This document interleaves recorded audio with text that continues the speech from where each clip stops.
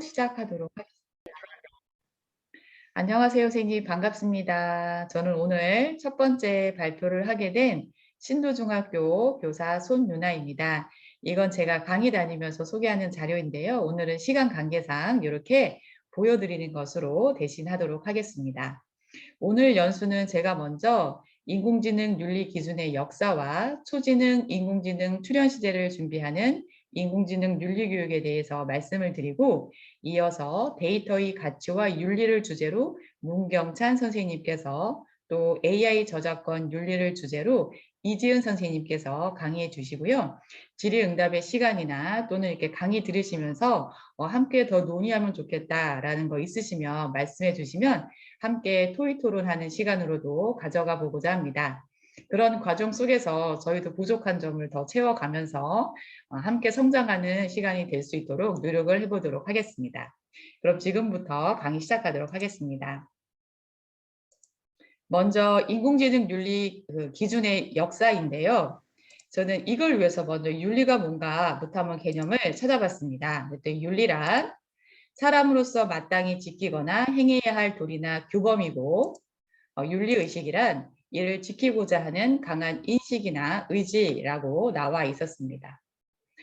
이렇게 인공지능 출현 전까지는 인간에게만 필요한 윤리의식이 존재했었는데요. 인간 이외의 존재가 지능을 가지게 됨으로써 이렇게 인공지능 윤리의식을 필요로 하게 됩니다. 현재 인공지능 덕분에 인간 삶의 질이 높아진 것도 사실이지만, 인간의 능력을 뛰어넘는 인공지능 출현에 대해 인류는 두려움을 느끼고 있는 것도 사실입니다. 그래서 재미있게도 이런 인공지능 윤리 기준의 시작은 인공지능으로부터 인간을 보호하기 위한 두려움에서 시작됩니다. 아마도 이런 두려움의 근원에는 우리가 어릴 적부터 많이 봐왔던 이런 터미네이터 같은 SF 영화, 즉 인공지능이 인간에 의해 제어되지 않을 때 인류에게 큰 재앙이 될 것이라는 내용의 영화들도 한 몫을 했을 것 같고요. 또 인공지능 때문에 직업을 잃게 될지도 모른다는 두려움도 존재하는 것 같습니다. 그래서 이 막연하고 두려운 시대에 인공지능 윤리 기준을 마련하고 윤리의식을 만들어가는 것은 이렇게 사용자나 개발자나 AI 로봇에게도 모두 중요한 사안이 되었습니다. 예를 들어 이렇게 보시면, 그림에서 보시는 것처럼 재난 상황에서 재난구조 인공지능 로봇이 이렇게 노약자 중에 또는 생존 가능성이 높은 사람하고 낮은 사람 중에 우선순위를 선택해야 할 때 어떤 기준으로 하게 될까요? 이러한 선택은 사실은 우리 사람에게도 언제나 너무나 어려운 문제인데, 그래서 인간이 납득할 수 있는 인공지능 윤리의식을 필요로 하게 됩니다. 그래서 인류는 이렇게 인공지능이라는 개념이 생겨난 순간부터 윤리 기준을 만들어 왔는데요. 지금부터 인공지능 윤리 기준의 역사를 살펴봄으로써 인공지능의 발전과 더불어 우리의 윤리의식이 어떻게 발전되어 왔는지 한번 살펴보도록 하겠습니다. 처음 만들어진 윤리는 여기 보시는 것처럼 1942년 아시모프의 로봇 3원칙입니다. 이걸 한번 읽어볼게요. 첫 번째, 로봇은 인간에게 해를 끼치거나 아무런 행동도 하지 않음으로써 인간에게 해가 가도록 해서는 안 된다. 둘째, 로봇은 인간의 명령에 복종해야 한다. 단 명령이 첫 번째 원칙에 위배될 때는 예외로 한다. 셋째, 로봇은 자신을 보호해야 한다. 단 첫 번째와 두 번째 원칙에 위배될 때는 예외로 한다. 보시는 것처럼 이렇게 처음 만들어진 이 윤리 기준에서는 로봇은 뭐뭐 어떻게 해야 한다처럼 로봇의 책무만을 힘주어 강조하고 있습니다. 이어서 2004년 후쿠오카 세계로봇 선언인데요. 보시면 공존, 파트너, 보조, 안전, 평화로운 사회 구현과 같은 새로운 개념들이 생겨나기 시작하고, 이때부터 로봇 활용 분야가 다양해지면서 사람과 로봇의 공존에 대한 관심이 높아집니다. 다음은 2006년 유럽 로봇 연구연합의 로봇 윤리 로드맵인데요. 보시는 것처럼 이렇게 문화적 다양성을 위한 존중, 지구상의 생물에 대한 책무 등 좀 더 다양한 세계관과 로봇 개발자를 위한 가이드라인을 제공합니다. 다음은 2007년 대한민국 산업자원부 로봇윤리 헌장의 초안인데요. 여기서 이렇게 보시면 로봇윤리해서 로봇은 인간의 명령에 순종하는 친구, 도우미, 동반자로서의 인간을 다치게 해서는 안 된다. 또 개발자 윤리로 로봇 제조자는 인간의 존엄성을 지키는 로봇을 제조하고 로봇 재활용, 정보보호 의무를 진다. 사용자는 로봇을 인간의 친구로 존중해야 하며 불법 개조나 로봇 남용을 금한다처럼 더 세분화 구체화하여 윤리 기준을 제시하고 사람을 위한 윤리로 점차 발전되어 가고 있습니다. 다음은 2010년 윤리의식을 보시면요. 여기 1번 항목에 무기로서 설계되어서는 안 된다처럼 우리가 그간 SF 영화에서 봐왔던 인공지능이 인간을 살상하는 문제를 현실에서 다루고 있고요. 또 인공지능 기술의 발전과 더불어 이런 무기로서의 인공지능뿐만 아니라 프라이버시나 안전과 보안 문제의 중요성, 또 4번을 보시면 인공지능 로봇이 사람의 몸을 하게 되었을 때 생겨날 수 있는 윤리적 문제들에 대해서도 언급을 하고 있습니다. 다음은 일본의 AI R&D 가이드라인이고요. 또 같은 해 사티아 나델라의 인공지능 규칙인데요. 2016년부터는 이렇게 투명성이 강조됩니다. 그리고 마지막에 보시면 요즘 많이 문제가 되고 있는 인공지능 편향성에 대한 언급도 있습니다. 다음은 아실로마의 AI 원칙인데요. 보시면 이렇게 연구 문제 밑에 연구 목적, 연구비 지원, 과학정책 연계, 연구 문화, 경쟁 회피, 또 윤리 가치 밑에 안전, 투명성, 책임 가치와 같이 매우 구체적이고 세분화하여 원칙을 제시하면서 AI 기술이 실제로 개발되고 적용되는 과정에서 신기술 및 서비스의 규제가 아니라 AI 일련에 대한 신뢰성을 도출하고 관련 산업 발전에 기여할 수 있는 인공지능 활용에 대한 윤리 기준으로까지 발전시켜 나가고 있습니다. 그러면서 또 역시 인공지능 무기 경쟁에 대한 경계와 또 초지능 인공지능 출현에 대한 고려를 하면서 공공선을 위한 인공지능을 연구하고 윤리 기준을 만들어가고 있습니다. 그럼 이번에는 우리나라에서는 그럼 어떤 인공지능 현장들이 있는지 한번 살펴보겠습니다.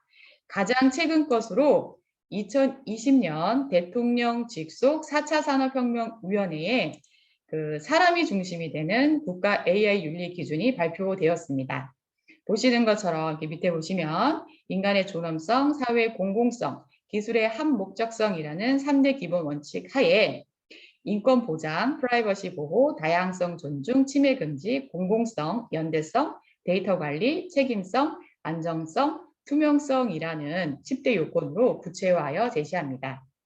이 밖에도 지금 우리나라에서 만들어지고 있는 윤리 현장들인데요. 살펴보면 역시나 인공지능이 가져야 할 윤리의식, 사용자가 가져야 할 윤리의식, 개발자가 가져야 할 윤리의식까지 만들어져 가고 있다는 걸 알 수가 있는데요. 아쉬운 점은 이렇게 로봇이 인간을 보조하며 인간이 안전하고 편안하게 일을 할 수 있도록 도와줄 직업별 AI 직업 윤리의식은 아직 그 기준을 좀 마련하고 있지 못하는 것 같고 인공지능 출현으로 인해서 생겨나는 직업보다 사라지는 직업이 많은 이 시기에 그래서 시급한 당면 과제가 아닐까라고도 생각을 해보게 되었습니다. 이렇게 지금까지 인공지능의 발전과 더불어 인공지능의 윤리의식도 시대에 맞춰서 변화하고 발전해온 과정을 살펴보았습니다. 이제 우리는 더 이상 먼 미래에 이렇게 인공지능하고 함께 살게 되는 것이 아니라 불과 몇 년 후에는 대표적으로 인공지능을 장착한 이런 자율주행 자동차를 이용하게 될 것입니다. 이때도 체계적이고 표준적인 윤리 기준을 마련하지 못하면 우리의 출퇴근 시간은 이렇게 지옥이 될 것입니다. 그러나 인공지능 시대에 맞는 윤리의식을 마련하고 이를 잘 지켜나간다면 이렇게 뻥 뚫린 고속도로처럼 앞으로 쭉 뻗어나가게 될 수 있을 것 같습니다. 그래서 이러한 내용들에 대해 우리 교사가 먼저 공부하고 고민하고 어떻게 이런 인공지능 윤리 교육을 실천할 것인가를 생각해 보는 것이 중요하다는 생각을 하게 되었고요. 그와 더불어서 초지능, 인공지능 출현 시대를 대비하는 윤리 교육을 지금부터 고민해 봐야 할 시점이다라는 생각도 저는 하게 되었습니다. 인공지능이 초지능을 가진다는 것은 인간과 가장 흡사해지거나 인간을 뛰어넘는다는 것을 의미하는데, 이런 인공지능이 출현하게 된다면 인류의 삶과 문화에 엄청난 영향을 미치게 될 것이다 라는 건 대부분 동의하실 것입니다. 그리고 기본적으로 윤리의식도 그 기준이 명확해야 어떤 식으로 발전시켜 나가고, 또 우리 인간에게 유익한 것이 무엇인지 방향성이 잡히는 것이기 때문에 지금부터 그때를 대비한 윤리 기준을 준비하고 윤리의식을 형성해 가는 것은 중요하다라고 생각해서 제가 오늘 두 번째 주제로 이렇게 준비를 해보게 되었습니다. 그래서 저는 오늘 선생님들과 함께 고민해보자 라는 의미를 플러스해서 처음에 인간의 모습을 한 인공지능의 출현은 어떤 의미를 가지는지, 또 인간의 모습을 한 인공지능과 함께 생활하게 되었을 때 필요한 윤리 기준은 어떤 것일지, 또 인간과 인공지능의 교감은 지금의 관련 기관이나 전문가들이 하는 이야기나 또는 여러 가지 자료를 바탕으로 어느 정도까지 가능할지, 그리고 인공지능과 함께 할 우리 인간이 해야 하는 윤리 교육은 어떤 것인지 등으로 이렇게 세부 목차를 준비해 보았습니다. 그럼 첫 번째, 인간의 모습을 한 인공지능의 출현 의미부터 한번 살펴보겠습니다. 우리는 아직까지 이렇게 완전한 인간의 모습을 하고 성별의 구별을 가지고 인간처럼 행동하는 로봇을 일반적으로 접해보지는 못했습니다. 로봇이 등장하는 영화들에서 보았고, 그런 로봇들로 인한 디스토피아적 또는 유토피아적 세계를 간접적으로 경험해 왔을 뿐입니다. 그런데 이렇게 그림에서 보시는 것처럼 로봇에게도 남녀 구분이 있고 연령대도 설정할 수 있고 대화가 가능해지고 직업을 가지게 된다면 우리는 이런 로봇을 사람처럼 대해야 할까요? 아니면 애완동물처럼 대해야 할까요? 어쩌면 이런 일들이 아직은 먼 미래의 일이야 라고 생각하실 수 있을지도 모르겠지만, 그러나 지금부터 이런 고민을 하지 않는다면 인공지능의 순기능보다 우리가 지금 많이 논의되고 있는 이런 역기능과 부작용으로 혼란한 사회 속에 살게 될지도 모릅니다. 왜냐하면 이런 새로운 윤리의식이 사회에서 정착하고 작동하기 위해서는 오랜 시간을 필요로 하기 때문인데요. 지금도 현실에서는 AI 기술들은 우리 삶에 성큼 다가왔는데 우리 사회는 AI 윤리의식이 부족하거나 부재한 사람들에 의해서 악용되어서 결국 피해나 상처를 받는 사람, 기업들이 생겨나고 있고, 또 이런 현실을 보면 지금부터 고민해도 결코 빠르지 않겠다라는 생각이 듭니다. 그래서 윤리의식을 왜 지금부터 우리가 준비해야 되는지, 저는 오늘은 우리나라 반려동물 문화를 한번 예를 들어서 선생님들께 설명을 드려보고자 합니다. 우리에게는 좀 부끄러운 이야기일 수 있지만 1980년대 중반까지도 우리 사회에서는 반려동물에 대한 윤리의식이 거의 부재했었습니다. 올림픽 개최 등과 맞물려 국제화의 길로 접어들면서 이에 대한 윤리의식이 생겨났고, 현재는 반려동물에 대한 윤리의식이 대중화, 보편화되어 가고 있습니다. 중요한 건 일찍부터 이런 윤리의식이 자리 잡은 나라들은 반려동물에 대한 문화와 시장 경제가 발달하게 되었고 안정적인 사회를 구축하고 있는 반면에, 아직까지 완전하게 자리 잡았다고 할 수 없는 우리나라 같은 경우는 유기동물에 대한 사회적 문제를 겪고 있고 이에 따른 사회적 손실과 갈등을 경험하고 있다는 것입니다. 마찬가지로 더 중요한 이 인공지능 시대를 대비한 윤리의식도 미리 준비하지 않으면 국제 간의 경쟁 우위에서 역시나 이렇게 뒤처지게 될 것이고 문화적 후진성을 경험하게 된다는 것입니다. 윤리의식이 완전히 자리 잡히는 데는 시간이 걸리는데 미리 이렇게 윤리의식을 만들어서 대중화, 보편화시키지 못하면 경제적으로도 선점할 수가 없기 때문에 경제적 손실을 보게 되는 측면도 있습니다. 그래서 전 세계의 글로벌 스탠다드에 맞는 윤리의식이 생기고 수준이 되어야 우리가 어떤 제품을 만들어내고 어떤 문화가 형성되면 수용이 가능한데, 그런 의식이 국제적 수준에 미달이 되면 문화든 어떤 제품이든 채택이 잘 되지 않게 됩니다. 만약에 우리나라에서 반려동물에 대한 윤리의식이 빨리 자리매김이 되었다면 지금쯤은 한국적인 특색에 맞는 대한민국 반려문화도 형성이 되었을 것이고, 그렇게 되었으면 이렇게 진돗개처럼 아픈 손가락이 생기지 않았을 것 같습니다. 진돗개는 매우 훌륭한 개임에도 불구하고 반려동물에 대한 윤리 기준이 부족했기 때문에 지금 현재 사회에서 쓰이지 못하고 있는 것 같습니다. 만약에 반려견에 대한 윤리의식이 80년대 현재 이 정도 수준이었다면 그래서 그때부터 진돗개를 몇십 년 동안 연구해서 세계적 윤리 기준에 맞게 발전시켜 왔다면 전 세계에서 우리 진돗개 품종이 이렇게 경찰견이나 마약 탐지견, 인명 구조견으로 현재 쓰이고 있었을 수도 있었을 것 같습니다. 그런데 지금 와서 우리가 그 중요성을 알고 이 진돗개 품종을 개량하려고 하고 도전하려고 애를 써도 지금부터 얼마나 걸릴지 모르는 것처럼 또 이미 앞선 나라들을 따라잡기 힘든 것처럼 경제적, 문화적으로도 손실을 겪어야 하고 사회적으로도 갈등을 겪어야 하는 것입니다. 이것이 바로 국제 경쟁에서 뒤처지게 되는 것을 의미합니다. 아시는 것처럼 인공지능은 현재 태풍의 핵인데 우리가 이제 이것이 뒤처진다고 하면 우리의 미래는 매우 불투명해질 것 같습니다. 인공지능 분야는 정말 우리가 선두주자로 이렇게 숑하게 나가야 되는데 선두주자가 되기 위해서 기술과 성능을 강조하는 것도 좋고 이것도 필요하지만 이에 못지않게 우리가 더 늦기 전에 놓치지 않고 신경 써야 하는 것은 그 기술이나 성능만큼 윤리적 수준을 향상시키고 국제적 수준에서 모범이 되어야 한다는 것입니다. 그렇게 되면 문화적으로도 수출이 가능하고 제품적으로도 수출이 가능하기 때문에 결국에 이렇게 국제 경쟁에서 우위를 점하게 될 수가 있습니다. 그렇게 되면 우리나라는 다른 나라를 배우는 나라의 입장이 아니라 우리를 배우고자 하는 나라들이 이렇게 많이 생기게 되겠죠. 그러면 국제 경쟁력 차원에서도 브랜드 가치 면에서도 국격이 올라가게 됩니다. 그래서 선진국으로 나아가기 위해서 인간의 모습을 갖춘 초지능 로봇에 대한 윤리 기준과 윤리 의식, 실천 방법 등에 대해서 우리는 지금부터 치열하게 고민할 필요가 있다고 생각을 하게 되었습니다. 그런 맥락에서 지금부터는 인간과 인공지능의 교감이 어느 정도까지 가능할까에 대해서 선생님들과 함께 이제 고민을 해보고자 합니다. 정확하게 결정된 건 아니지만 많은 전문가들이 한 2045년쯤에는 인간의 능력을 초월하는 인공지능의 출현을 예견하고 있습니다. 그런데 현재도 이미 놀랄 만한 일들이 벌어지고 있는데요. 오사카 대학의 연구진이 개발한 에리카라는 상반신 여성 인공지능 로봇이 있는데 오늘 제가 그것을 선생님들께 한번 소개해 드려 보겠습니다. 이게 에리카의 모습인데요. 관련 영상이 있어서 먼저 영상을 한번 보여드려 보겠습니다.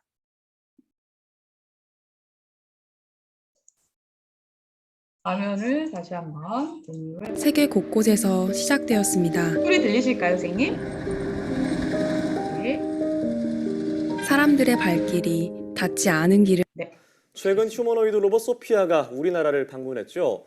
소피아는 당시 실시간으로 자연스럽게 대화하는 모습으로 화제가 되기도 했는데요. 이번에는 일본에서 개발한 한 로봇이 뉴스 앵커로 곧 데뷔한다고 합니다. 화면을 통해 자세히 알아보시죠. 단아한 외모의 이 여성은 일본에서 개발한 로봇 앵커 에리카입니다.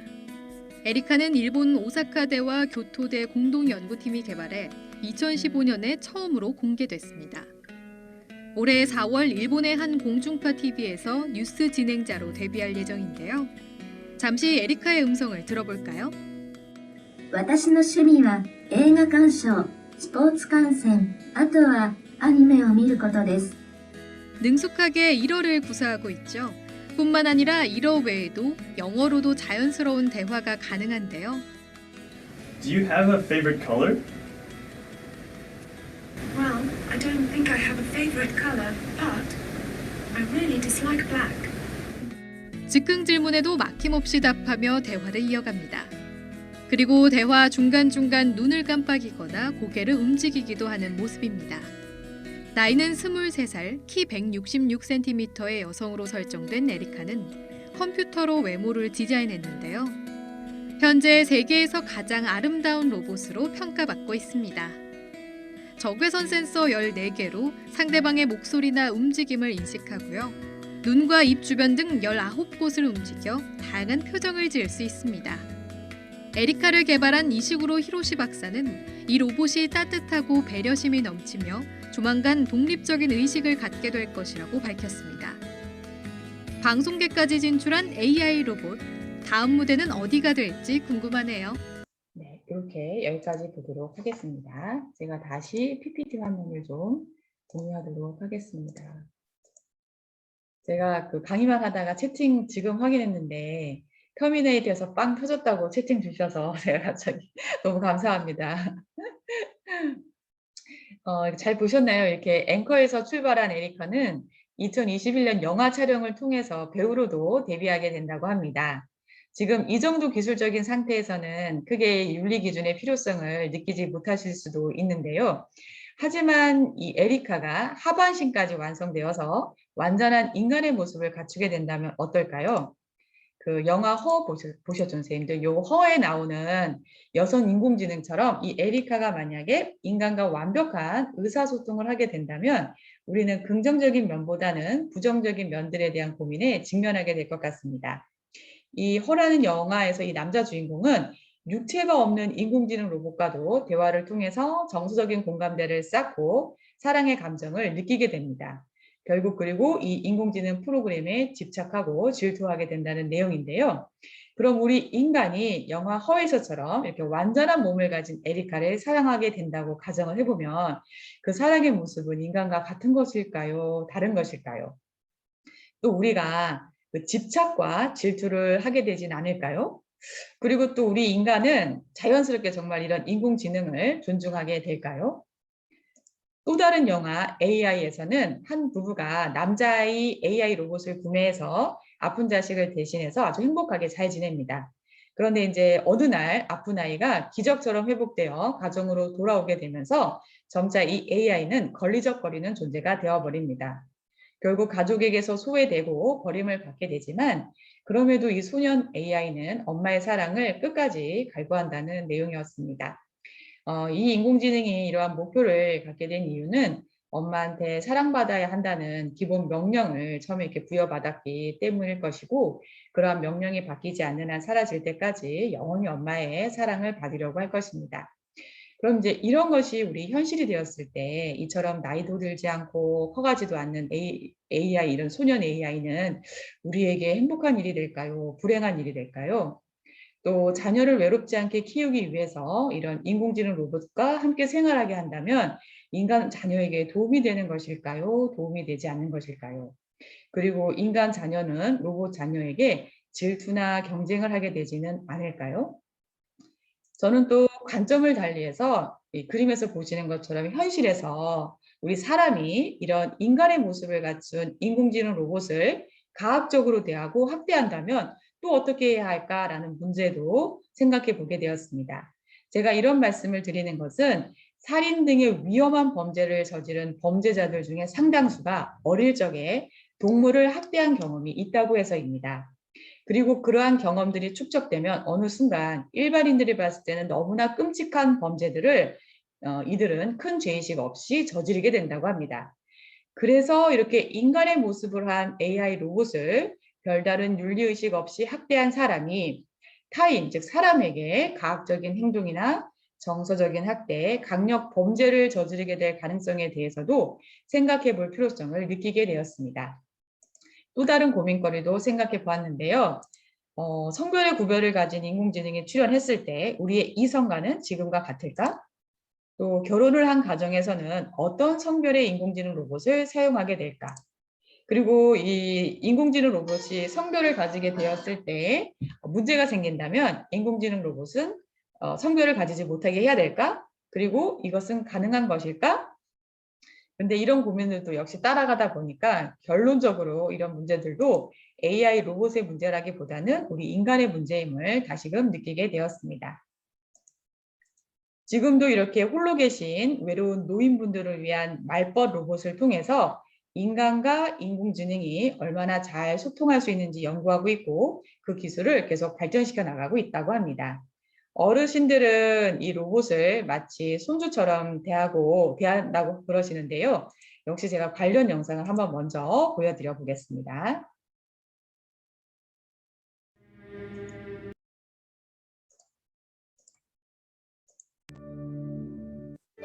할아버지, 다 소리 들리실까요? 우후. 같이 가자. 제일 좋아요. 그래. 나도 사랑해. 네, AI 로봇 효돌과 사람의 대화입니다. 효돌은 7살 아이처럼 할아버지한테 궁금한 걸 묻기도 하고 밥 먹고 꼭 약 먹으라고 챙겨주기도 합니다. 이 로봇을 노인들에게 보급했더니 우울증이 좀 나아졌다는 연구 결과가 나왔습니다. 서효정 기자입니다. 할머니, 비가 많이 내리니 외출하실 경우에는 우산을 꼭 챙겨가세요. AI 로봇 효돌의 목소리입니다. 할머니, 어제 꿈에 할머니가 나왔어요. 양손 다 꼭 잡아주세요. 그래. 양손을 꼭 잡아줄게. 1년 전 효돌이 찾아온 뒤에 할머니는 바느질을 다시 시작했습니다. 얘 입히느라고. 왜요? 입으라고. 우리 아가니까. 밥이나 약도 꼭 챙겨 먹게 됐습니다. 일정도 확인해 줍니다. 할머니, 오늘 오후 5시 50분에 경로당에서 일정이 있어요. 잊지 말고 꼭 다녀오세요. 5시 50분에 경로당에서 노니까 다녀오래 나도. 71살 우정길 할아버지에겐 심리치료사 역할도 합니다. 뭐라고 부르세요? 꼬마야 그러지 꼬마야. 꼬마야? 네. 왜요? 꼬맹이니까. 조그만. 극심한 우울증에 시달리던 할아버지는 처음엔 꼬마가 탐탁지 않았습니다. 하지만 손녀처럼 관심을 가져줘 금방 마음이 열렸습니다. 약 드실 때 물도 많이 드세요. 전 한 잔 다 먹었어요. 나도 다 먹었어. 꼬마가 하는 말 중에 네. 제일 좋은 말은 뭐예요? 할아버지 저 사랑해요 하는 예쁘다고. 이런 말. 40년 동안 내가 혼자 사는데요. 그동안 뭐 사랑한다 소리 이런 걸 내가 못 들어봤잖아요. 한 연구팀이 노인 42명에게 효도를 보급한 뒤 우울감을 측정해봤는데 우울 척도가 5.76점에서 4.69점으로 낮아졌습니다. 극단적인 선택을 하거나 치매에 걸릴 수 있는 우울 고위험군 비중도 19%에서 14.3%로 줄었습니다. 네, 여기까지 보도록 하겠습니다. 제가 다시 PPT 화면을 좀 공유하도록 하겠습니다. 어떻게 잘 보셨나요? 우리는 아직까지 이제 이런 경험을 직접 해보지 못해서 인공지능과의 교감 정서가 어떤 것인지 어느 정도인지는 알 수 없지만 영상에서의 이런 어르신들의 반응과 모습 속에서 인공지능과 우리 인간이 어느 정도로 공감하게 되는지는 유추해 볼 수 있을 것 같습니다. 그래서 저는 앞으로 인간과 인공지능은 아주 친밀한 관계를 맺게 될 것이고 인간처럼 대하게 될 가능성이 높다고 생각을 합니다. 그래서 우리 인간이 인공지능을 어떤 정서로 대해야 하는지에 대한 보편적인 정서가 생기게 되면 인공지능과 함께하는 보편적이고 타당한 윤리의식들도 자리 잡아가게 될 것이라고 생각을 합니다.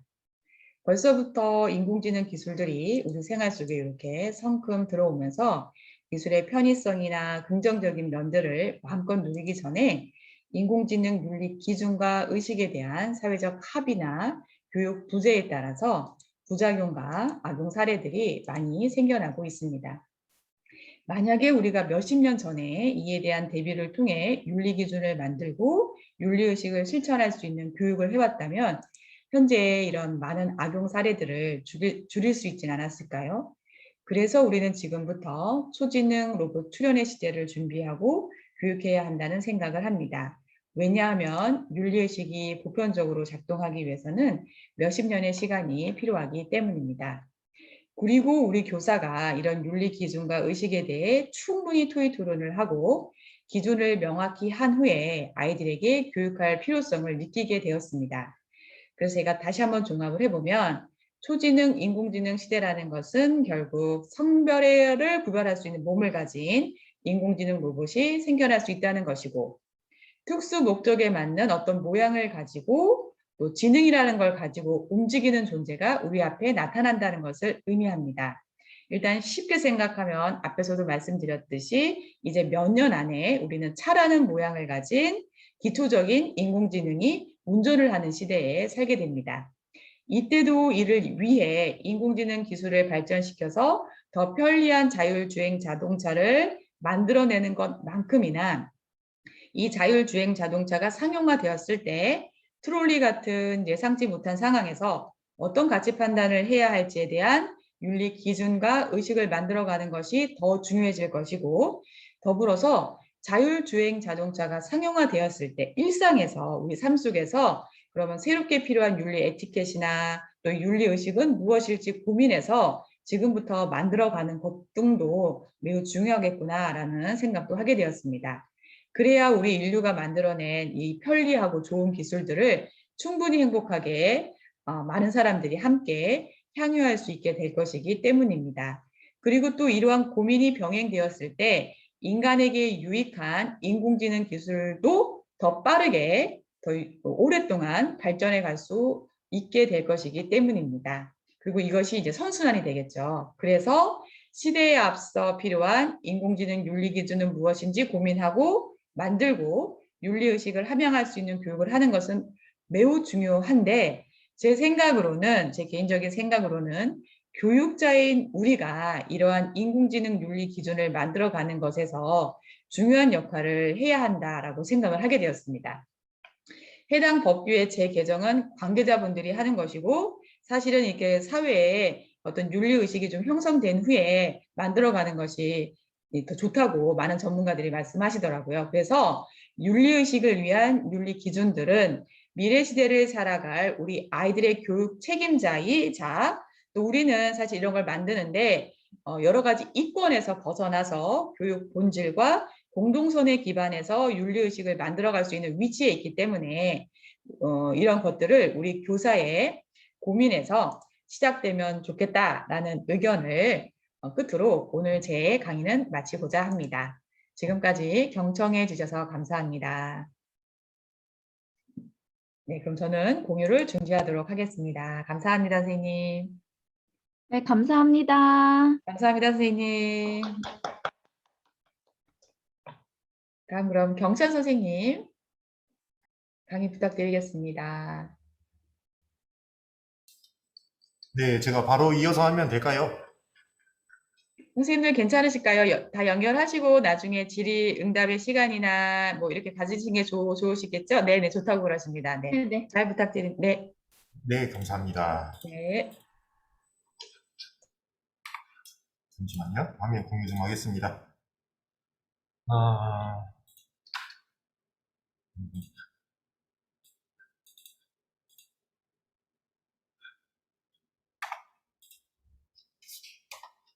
자, 바로 시작하도록 하겠습니다. 저는 항상 저는 이번에 두 번째 연수를 진행하게 된 문경찬이라고 합니다. 네, 반갑습니다. 네, 바로 시작하도록 하겠습니다. 저는 앞서서 너무 잘해주셔가지고 제가 이렇게 하는 게 살짝 당황스럽긴 한데요.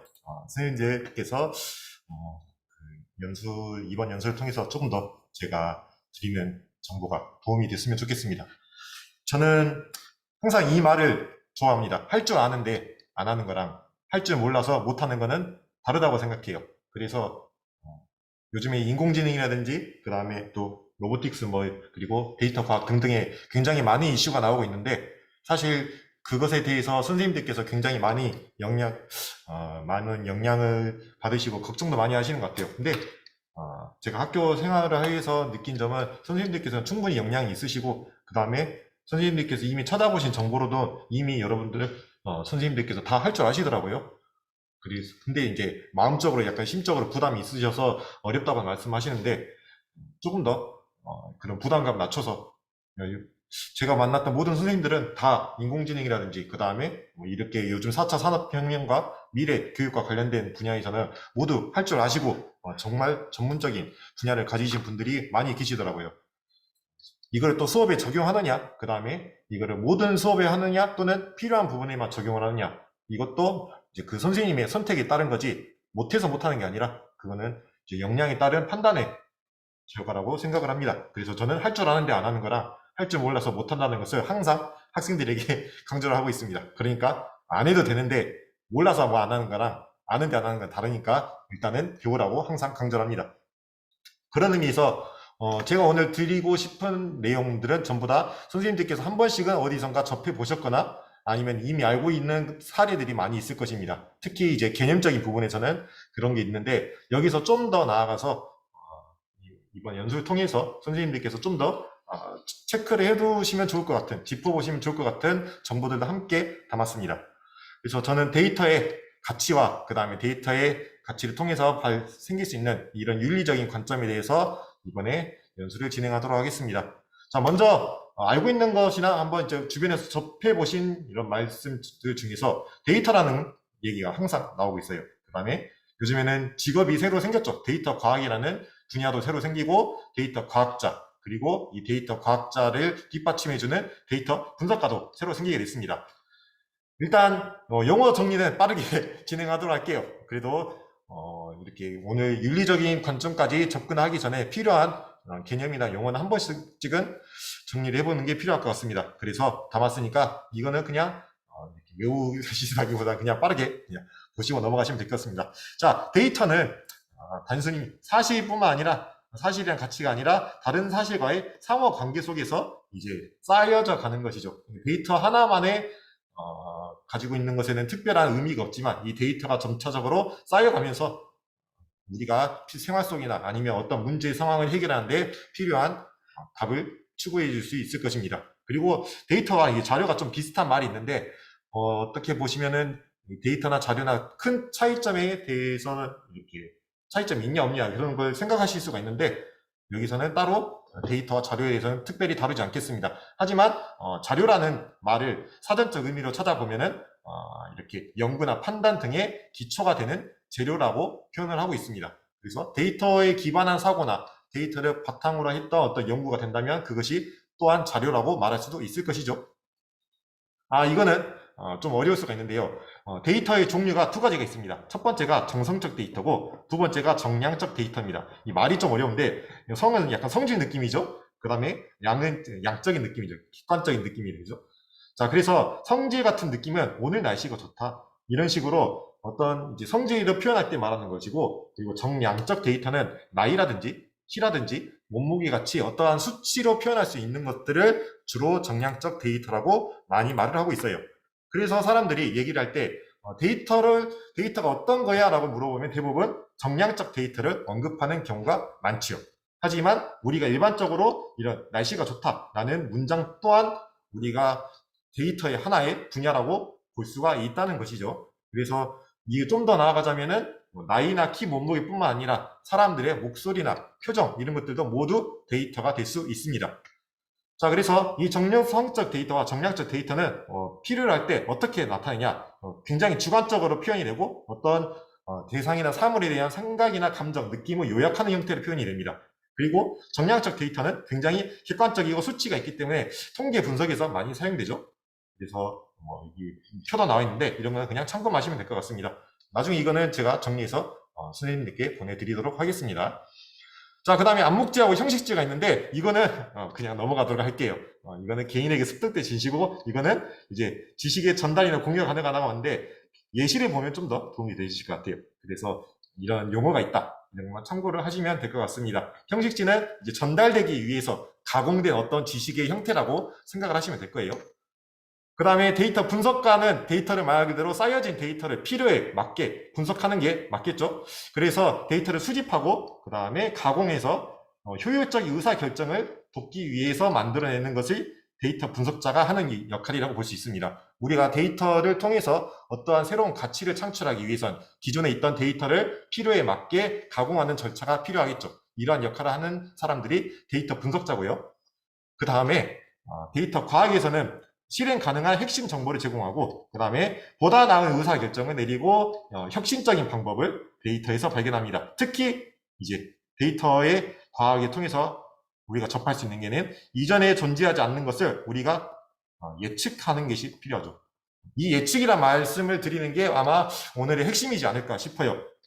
여기서 예측은 예상하는 거죠. 예상하는 거지, 이거는 예견이 아닙니다. 이거는 미래에 있던 일을 어떤 이제 다가올 미래에 대해서 확실하게 이럴 것이다 라고 말을 생각은 할 수 있겠죠. 하지만 이거를 정확하게 100% 예견하는 것은 불가능합니다. 단지 이 데이터를 바탕으로 경향성을 추측한다면 미래에 있던 일을 예견에 가깝게 100%가 아니지만 99%에 가깝게 예상할 수 있지 않을까. 그런 측면에서 오늘 데이터는 선생님들께서 예측과 관련된 것이다 라고 생각을 하시면 될 것 같습니다. 자, 그래서 데이터 과학자는 필요한 역량이 있어요. 뭐 호기심도 필요하겠죠. 그 다음에 하드 스킬이나 소프트 스킬이 있어요.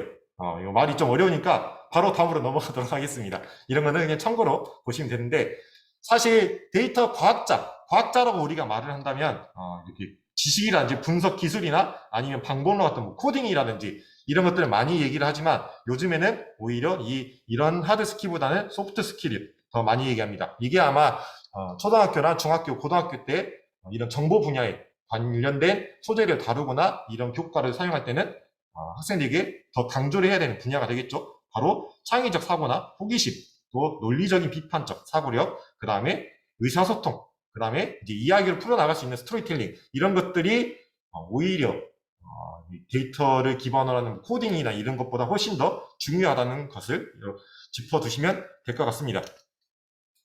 특히 그래서 데이터는 이제 과학과 이렇게 인문의 만남이라고 항상 얘기를 하기도 합니다. 특히 이제 애플에서 인문학에 대해서 언급을 하고 나서 인문학을 중요시하는 열풍이 한 10년 전부터 굉장히 강하게 불고 있죠. 그리고 아까처럼 말씀드린 것처럼 이제 창의력이라든지 의사소통, 스토리텔링, 그 다음에 비판적 사고력, 이런 것들을 통한 소프트 스킬, 코딩이라든지 아니면 데이터 분석과 같은 그런 기계적인 행동보다는 서로 간의 의사소통에서 어떤 결론이나 방향을 찾는 것이 중요하다는 것이죠. 그렇기 때문에 마찬가지로 한계가 생깁니다. 왜냐? 우리가 아까 말씀드렸던 것처럼 예측이기 때문에 이거는 100%가 되지 않습니다. 그래서 어떻게든 누가 예측을 하냐? 사람의 해석이 들어가는 거겠죠. 사람이 예측을 하기 때문에 그 사람에 따라서 분석하고 결론 도출하는 사람에 따라서 해석이 달라질 수가 있습니다. 그리고 아무리 우리가 객관적이라고 말했던 이런 숫자를 조차도 어떠한 이제 가설을 설정할 수 있겠죠. 이런 것들에 근거하기 때문에 데이터 과학에서는 굉장히 한계를 많이 가지고 있습니다. 그래서 이제 필요한 것이 이제 인문학적 사고를 필요로 하고, 이게 이제 인문학적으로 접근을 했을 때 선생님들께서 이제 개발하시는 이런 에듀테크나 이런 방향에 좀 더 도움이 되지 않을까 싶어서 앞쪽에 이렇게 짧게 내용을 담았습니다. 데이터베이스 빅데이터, 이건 다 넘어갈게요.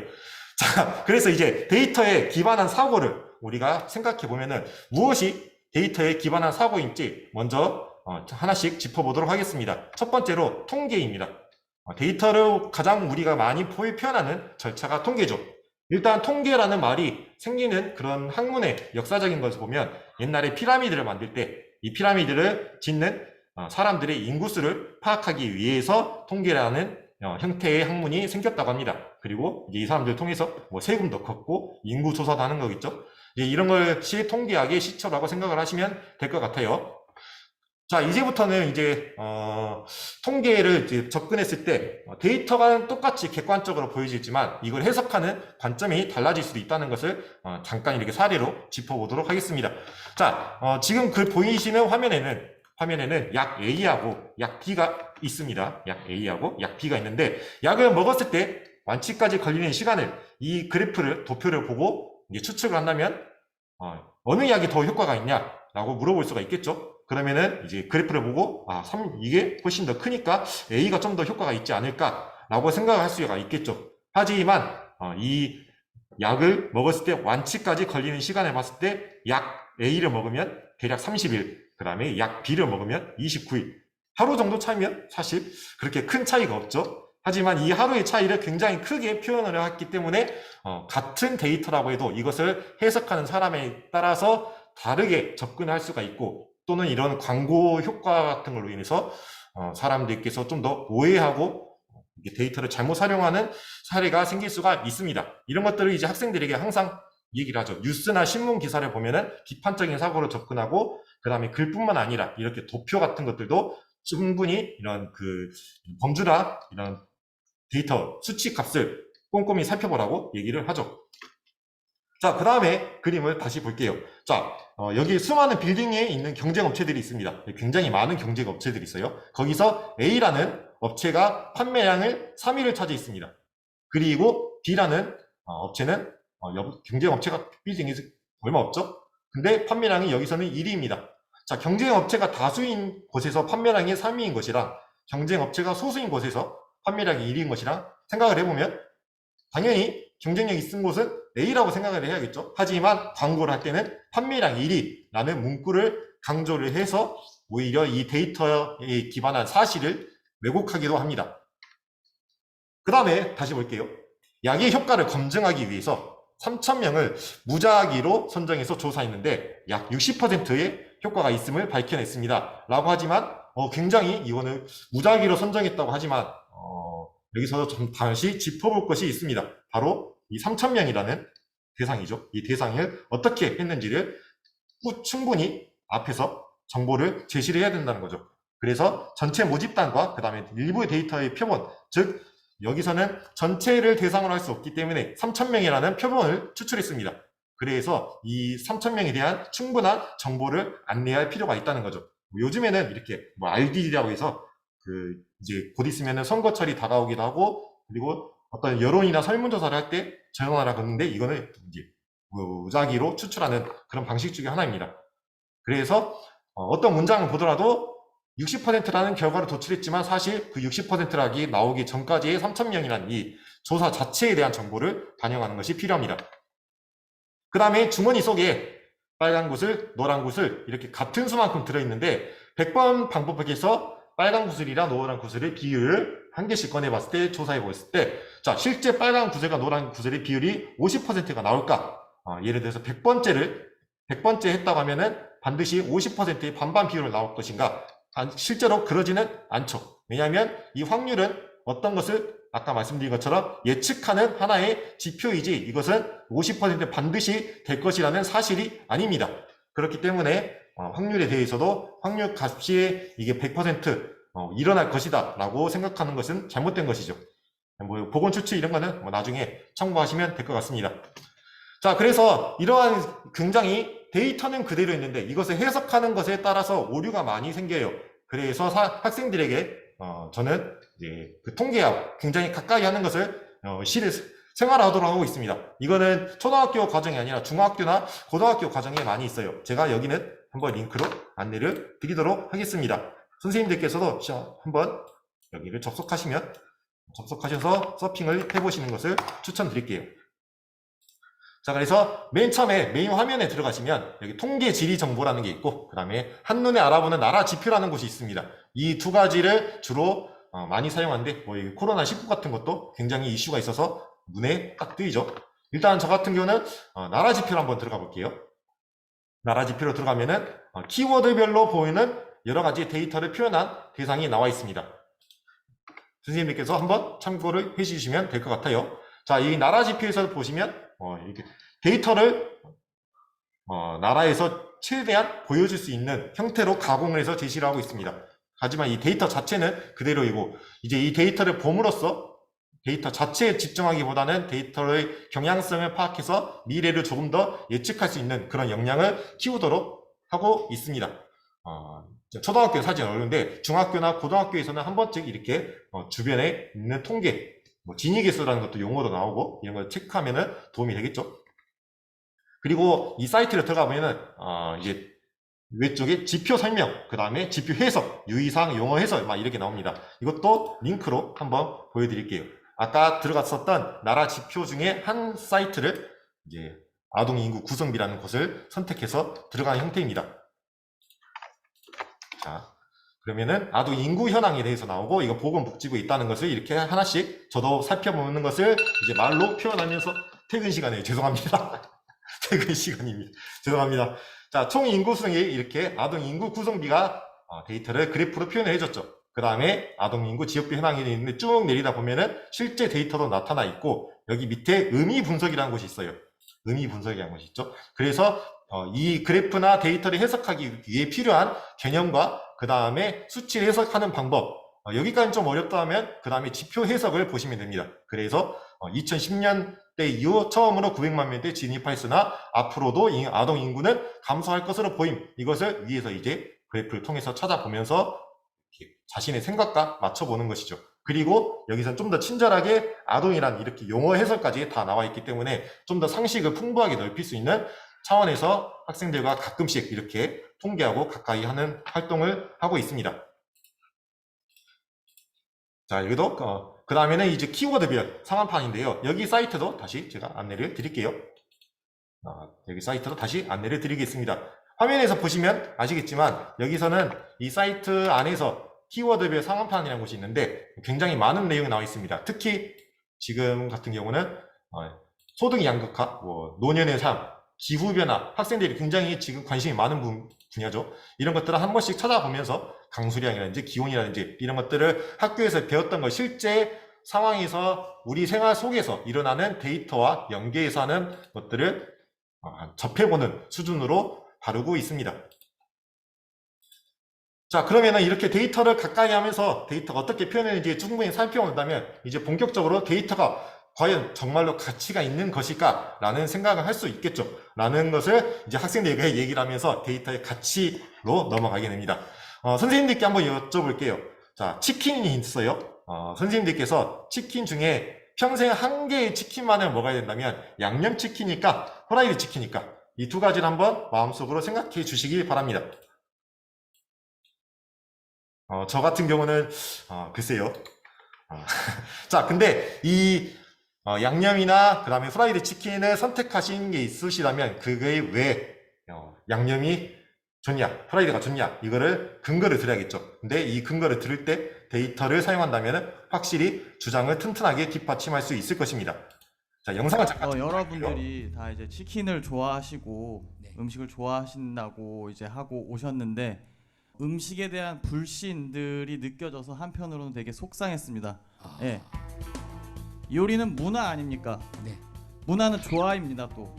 근데 바삭한 요리에 양념을 끼얹는다고 눅눅해진다고 생각하는 것 자체가 제가 봤을 때는 음식으로서의 조화를 깨는 그런 맛을 여러분들이 느꼈기 때문에 지금까지 예를 들어서 다른 음식이지만 어쨌든 같은 맥락에서 튀긴 음식입니다. 이제 돼지고기를 튀긴 음식인 탕수육 같은 경우에도 네네. 정말 대가분들은 소스와 그 튀긴 음식을 따로 주지 않습니다. 예, 한꺼번에 그쵸. 조화롭게 해서 줍니다. 한꺼번에 아예 조리가 돼서 나오는 경우도 있죠. 그래도 충분히 스톱. 네, 충분히 스톱. 충분히 전. 자, 그 다음에 먹을 것인가? 네. 그게 제일 중요한 게 그다음에, 아니잖아요. 평생 한 종류만 먹는다면 어떤 치킨을 먹을 것인가? 네. 그게 제일 중요한 키포인트란 말이에요. 맞습니다. 그럼 결국 중요한 건 질리는 치킨과 그쵸. 안 질리고 먹을 수 있는 치킨을 구분할 필요가 있어요. 네. 통계청의 자료를 보면 그 대한민국 국민들이 치킨을 시킬 때 어떤 주문을 하느냐를 살펴봤을 때 후라이드 반, 양념 반의 경우 38%, 네. 그리고 후라이드만 시키는 경우가 약 20%, 네. 그리고 양념 한 마리를 통째로 시킨 경우는 7%에 불과하다는 겁니다. 네네. 이 말은 무엇이냐? 양념이 이때까지 대한민국 치킨계에 어떤 산업화를 이뤄내고 대중화를 이뤄낸 데는 충분히 기여를 했지만 고작 치킨 후라이드 반마리를 양념으로 바꿀 뿐이었다라는 거죠. 즉 양념이라는 것은 결국 한 마리를 다 먹기에 질릴 수밖에 없는 메뉴라는 것이고 네네. 우리가 평생 한 종류의 치킨만 먹을 수 있다면 그건 당연히 프라이드가 되어야 된다라는 말이었습니다. 네, 이렇게 해서 두 사람의 대화를 학생들에게 보여주고 나서 반응을 물어봤습니다. 여러분이 이 두 사람의 주장을 살펴봤는데 누가 누구의 말이 더 그럴듯하냐고 물어봤어요. 누가 좋냐 이가 아니라 더 그럴듯한 것이 누구인가 라고 얘기를 하면은 후라이드 치킨을 많이 얘기를 하죠. 그 이유를 다시 물어보면은 굉장히 통계청이라는 세상의 국가에서 정부 기관에서 운영하는 통계청의 자료를 근거로 들었기 때문에 훨씬 더 신뢰가 있다, 믿을만하다라고 초등학생들도 얘기를 합니다. 그렇다면 중학생들은 그리고 고등학생들이 훨씬 더 여기에 더 감명 깊게 확인할 수 있겠죠.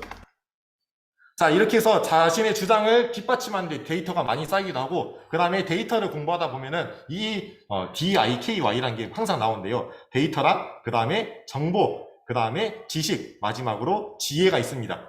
데이터 자체는 그렇게 큰 의미가 없지만 이게 쌓이고 쌓이다 보면은 정보라는 어떤 경향성을 가지게 되고 이 경향성을 좀 더 키워나가다 보면은 지식이 만들어지는 것이죠. 그리고 그 지식이 나중에 새로운 곳에 활용하는 것이 곧 지혜가 될 것입니다. 그래서 지혜를 우리가 미래 시대에 미래 사회에 필요한 지혜를 얻기 위해서 지금부터 쌓아야 되는 것이 무엇이냐? 바로 쭉 아래까지 내려가 보면 그 밑바닥에는 데이터가 있다는 것을 알 수가 있을 것입니다. 자, 그렇다면 진짜로 이런 거 좀 정의적인 가치 말고 실제로 현물적으로 돈이 된다라는 것을 물어볼 수 있습니다. 그러면은 학생들과 함께 이 사이트를 탐색을 해봅니다. 여기는 한국 데이터 거래소라는 곳인데 여기도 링크를 보내드릴게요. 자, 그래서 데이터 거래소라는 사이트가 접속하시면 이렇게 나옵니다. 그러면은 이제 밑에 보면은 최신 데이터가 있고 데이터 종류 밑에 가격이 나와 있습니다. 여기는 1,000만 원이죠. 여기는 무려 2,200만 원. 그리고 여기는 43,000원 정도가 되겠네요. 그리고 좀 요즘 최근에 핫한 인공지능 분야의 데이터를 살펴보면 여기는 정말로 가격이 비쌉니다. 100만 원. 그 다음에 여기는 1,500만 원. 심지어 이거는 3억 5,789만 6천 원. 이렇게 나오게 되는 거죠. 그리고 이 사이트는 굉장히 잘 이렇게 플랫폼 서비스뿐만 아니라 데이터 상품의 이런 종류도 잘 얘기를 해줬기 때문에 이 사이트를 통해서 학생들이 직접 탐색해 보면서 자신이 좋아하는 데이터의 가치를 직접 돈이 얼마인지 얼마 정도가 되는지를 학생들과 함께 탐색하는 시간을 가질 수가 있습니다. 그리고 무료 데이터가 있고 뭐 유료 데이터도 있죠. 그다음 전체 데이터로 한번 봐볼게요. 자, 그러면 카테고리가 굉장히 많이 나와 있죠. SNS, 미디어, 그 다음에 통신, 인구, 소비 상권 이런 데 많이 쓰겠죠. 유통이나 마케팅 이런 걸 실제로 이렇게 도표, 시각화를 해서 보여주기 때문에 가공된 데이터를 사용한다면 어떤 데이터를 사용하든 간에 이제 필요한 것을 그 가치에 맞게 전략을 짤 수가 있겠죠. 그래서 비싼 어떤 종류를 찾아보기 보다 그냥 가장 비싼 걸 찾아보게 합니다. 가장 비싼 거 찾아보면은 거의 뭐 1억 이상이 나오기도 하는 것 같아요. 3천만 원도 있고 6천만 원도 있죠. 이런 것들 보면은 이제 다시 이런 것들을 탐색해 본 다음에 학생들과 얘기를 나눕니다. 왜 이 데이터는 이렇게 가격이 6천만 원이 나고 이건 2,200만 원 이렇게 비쌀까라고 얘기를 하면서 데이터의 가치가 진짜로 중요하다는 것을 이제 정서적으로 그리고 실제 숫자로도 확인을 하기 시작하게 되죠. 그래서 데이터는 이제 가치하고 경제 시스템이 있는데 무료 데이터가 있고 이제 유료 데이터가 있습니다. 무료 데이터는 되게 오픈 데이터라고 하는데 오픈 데이터는 공공 데이터라고 말을 해요. 그리고 뭐 브로커가 있고 그 다음에 데이터를 발굴한 사람도 공급하는 업체들도 있다. 이런 그림이 잠깐 뭐 필요로 하는 사람들에게 학생들이 관심이 많으면 이런 도표를 제시할 수 있고요.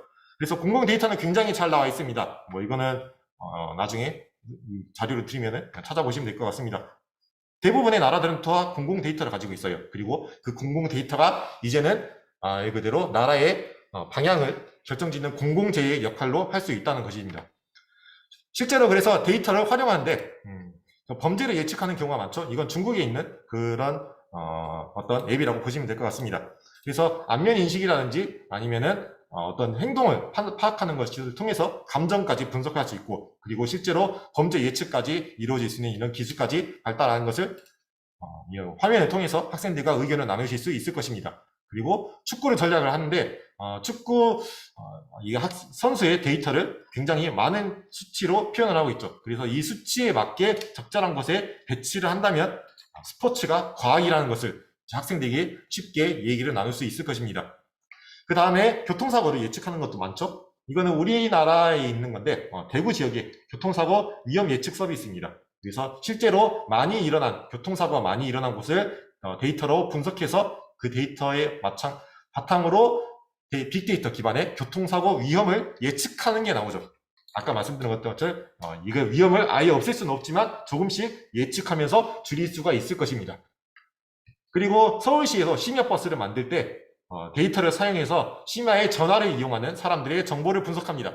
발신자 위치가 곧 출발지가 되겠죠. 그 다음에 소유자의 지도지가 곧 도착지가 되겠죠. 이 두 가지를 연결하다 보면은 심야버스가 어느 곳에 적절하게 배치되어야 더 많은 사람들을 싣고 나를 수 있을지를 판단할 수 있을 것입니다. 그리고 여기 오른쪽에 있는 거랑 아래쪽에 있는 거는 이제 브라질 리우데자네이루 이거 보면 지능형 통합운영센터라고 해서 교통뿐만 아니라 자연재해, 전력공급 이런 재난 같은 것도 훨씬 더 즉각적으로 알리게 되는 거죠. 이것도 모두 빅데이터를 기반으로 함을 알 수가 있습니다. 그리고 아비바라는 보험회사는 심지어 차량에 부착된 운행 기록 장치로 데이터를 수집하기 때문에 전체적으로 보험료 내리기보다는 주행 거리를 바탕으로 데이터의 자동차 보험료를 산정하게 됩니다. 그래서 자동차를 많이 운행하지 않으면 데이터 그만큼 보험료가 떨어지겠죠. 이런 것도 우리나라에 많이 서비스가 있는 걸로 알고 있습니다.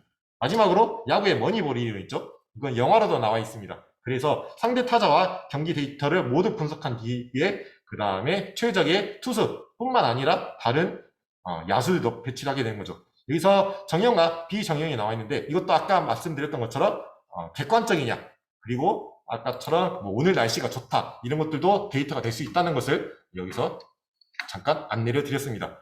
이렇게 데이터가 가치가 굉장히 많은데, 그러면 이렇게 데이터를 쌓고 쌓으면 정말로 이득이 될까? 이렇게 생각하면은 너무 긍정적인 부분에 초점을 맞출 수가 있어요. 그래서 이번에 좀 더 심오한 측면으로, 그리고 데이터를 여러 가지 윤리적 관점으로 바라보는 시간을 수업을 진행하시면 될 것 같습니다. 첫 번째가 정보 격차입니다. 자, 교육이나 소득 수준, 그 다음에 성별, 지역 등으로 인해서 굉장히 많이 생기는데, 정보 격차란 말이 말 그대로 정보가 차이가 있다는 거죠, 나라별로. 그 원인이 하드웨어 보급이, 그 다음에 소프트웨어, 그 다음에 마지막이 교육입니다. 그래서 하드웨어나 소프트웨어는 누구든지 이제 어느 정도가 지원이 될 수 있다면은 극복할 수 있는 게 되지만, 이게 하루아침에 이루어지지 않죠. 그래서 이 교육을 통해서 하드웨어와 소프트웨어 사용 능력을 가르치는 것이 필요합니다. 이렇게 정보 격차나 데이터를 바탕으로 얘기를 할 때도 옛날 말 중에 교육은 백년지 대계다 라는 말을 여기서 근거로 뒷받침할 수가 있게 되는 거죠. 오른쪽에 있는 그림 자료는 해외적 케이블을 통해서 인터넷에 연결한 것입니다. 그러면 우리나라 위치를 보시면 굉장히 많은 데이터가 오고 간다는 것을 알 수 있을 것입니다. 그리고 떨어진 곳은 아무래도 이런 건 한복판은 조금 더 데이터가 정보 거래안의 통신 속도나 이런 게 아무래도 조금 더 떨어지겠죠.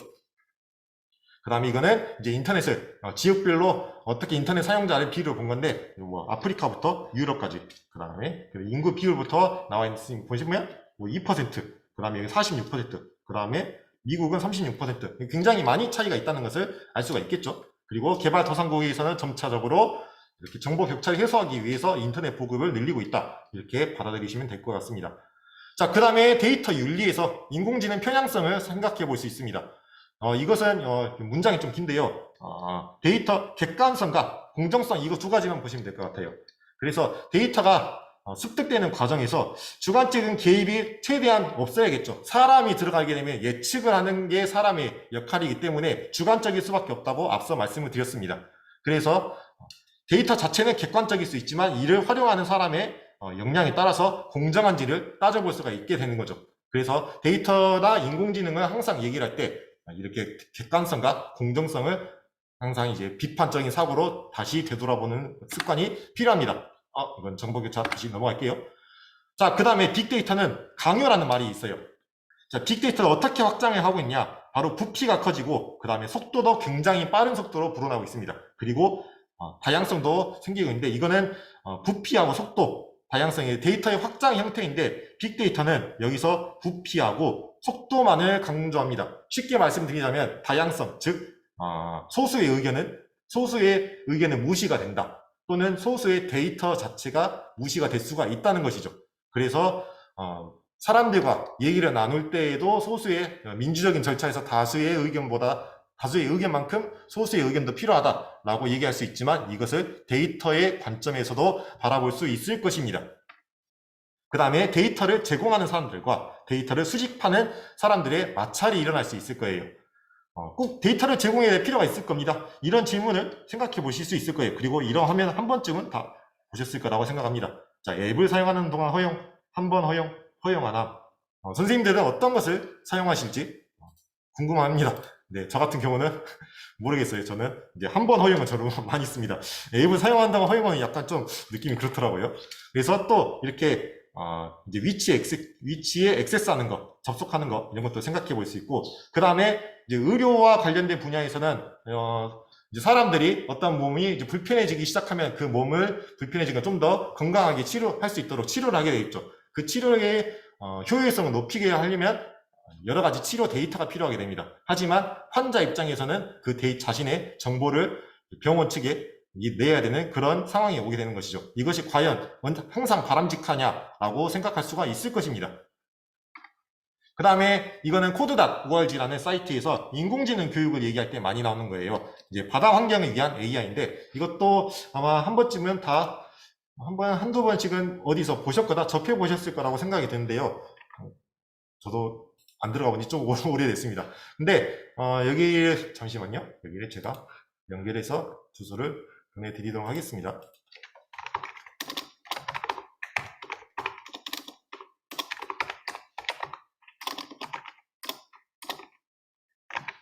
네, 여기로 들어가시면 될 것 잠시만요. 코드.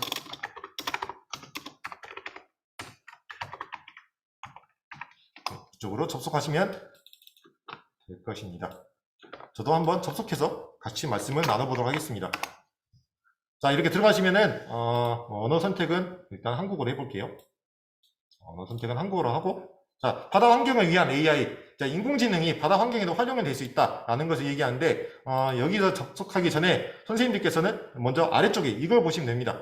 AI와 머신 러닝, 그 다음에 트레이닝 데이터, 그 다음에 편견을 가르치는, 여기서 편견이 있다는 거죠. 우리 여기서 인공지능과 데이터를 학습을 하는데, 데이터가 학습하는데 여기에 편견이 들어갈 수 있다는 것을 앞서서 제시를 하고 있습니다. 그래서 이걸 지금 해보기, 나중에 사이트를 통해서 해보시면은, 인공지능이 이제 물고기가 아닌 것을 찾기 위해서 분류하는 작업을 합니다. 이거는 제가 그냥 넘어가도록 하겠습니다. 한번 해볼까요? 해볼게요. 자, 한번 해볼게요. 빠르게 해보겠습니다. 자, 바다에 버린 쓰레기는 해양 생물에 영향을 미친다. 그래서 AI가 물고기나 쓰레기를 알아보도록 프로그램하고 학습을 한다. 그래서 이 도구는 인공지능의 원리를 학습할 때 많이 사용되는 사이트입니다. 그래서 AI가 사물인지 물고기인지를 직접 비교를 하면서 이게 데이터를 차별 하나씩 따 나가고 그 데이터를 기반으로 물고기와 물고기가 아닌 것을 판단하게 됩니다. 그래서 이게 물고기가 아니죠? 물고기 아니고 이건 물고기죠? 물고기죠? 이런 식으로 하면서 이게 환경적인 내용도 나오게 되고, 그 다음에 이게 30개가 아마 채워질 거예요. 데이터가 지금 5개인데 빠르게 해보도록 하겠습니다. 물고기 아니고 뭐 아닌 걸로 해볼 수도 있습니다. 이것도 물고기라고 표현할 수도 있고요. 그래서 만약에 여기서 잘못 학습을 하게 되면 바로 얘기가 나오죠. 잘못된 선택을 하는 경우 AI는 당신의 실수를 반복할 것입니다. 그래서 학습을 계속하세요 이라고 나오겠죠. 그래서 잘못 학습한 것을 통해서 오히려 AI가 인류에 도움이 되기보다는 어떠한 해를 끼칠 수도 있다. 이렇게 볼 수도 있겠죠. 사과는 물고기, 이거는 물고기가 아니고 물고기죠. 물고기 아니죠. 물고기 아니고 이렇게 하다 보면은 30개가 채워지게 될 것입니다. 그 다음에 물고기 아니고, 그리고 이 데이터 숫자가 늘어날수록 더 많은 판단력을 가지게 되죠. 일단은 시간 관계상 30개까지만 한번 해볼게요. 그래서 AI가 실제로 저희가 주어졌던 그 데이터를 기반으로 학습했는지를 살펴볼 수 있습니다.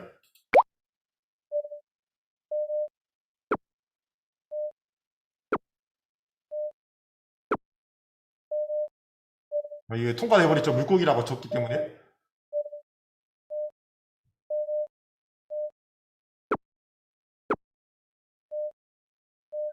네, 이런 식으로 계속해서 AI가 판단하게 됩니다. 그리고 나중에 넘어가게 되면은 이제 이 AI에게 어떻게 학습을 했는지를 그 데이터를 전체를 보여줄 수가 있습니다. 자, 지금은 물고기라고 학습한 데이터가 나와있죠. 아까 그 먹다 남은 사과가 있었죠. 그리고 통조림 캔도, 그 다음에 물고기가 아닌 것들에 대한 데이터를 한꺼번에 보여줄 수가 있습니다. 네, 이렇게 해서 인공지능은 데이터를 기반으로 학습을 한다라고 여기서 대부분 이 도구를 활용하는데, 데이터가 편향적일지도 모른다라는 것을 짚어주는 활동이 추가가 있습니다. 여기서는 물고기가 물고기인지, 과연 바닷속에는 물고기만 있는 것인지 그 데이터를 생각해 볼 수가 있겠죠. 그래서 굉장히 중요한 질문합니다. 다른 해양 생물들에게 무슨 일이 일어날지, 그리고 우리의 학습 방법이 과연 정확하게 환경 개선을 위해서 바다 환경을 개선해 줄 것인가, 이런 걸 생각할 수가 있다는 거죠. 자, 아까 앞서 했던 것들은 나오지만 문어나 불가사리 이런 데이터는 아까 물고기가 아니기 때문에 포크하고 똑같이 이렇게 떨어지는 거죠. 이것도 바다 생물이기 때문에 데이터는 그대로 있지만 이 데이터를 바라보는 기준을 바로 세워야 될 것입니다. 여기서 추가적으로 학습을 하게 되죠. 그래서 바닷속에 있는 게 맞는지 아닌지를 따져보게 됩니다.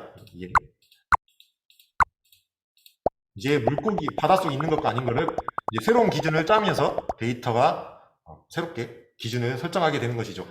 나중에 아마 이거는 바로 넘어가도록 하겠습니다. 그래서 처음에는 물고기가, 그리고 물고기가 아닌 것으로 구분했다면 불가사리는 물고기가 아닌 것이기 때문에 이것도 똑같은 취급을 받을 수가 있죠. 그래서 점차적으로 데이터의 기준을 분류 기준을 조금씩 늘려나가면서 편향성을 해소하고자 노력을 하게 됩니다.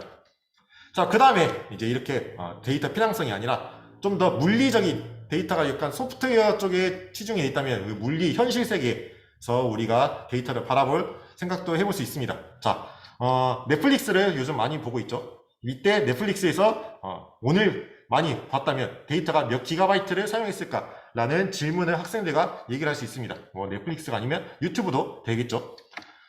자, 근데 여기서는 사용하는 데이터가 있고 사용하지 않는 다크 데이터라는 말이 있습니다. 이 다크 데이터는 사용하지 않는데 데이터로서 존재를 하고 어떤 저장 장치에 보관이 되고 그 저장 장치를 구동하기 위해서 전기가 흐르게 되고 그 전기를 주기 위해서 어떠한 산업이 움직이고 있을 것입니다.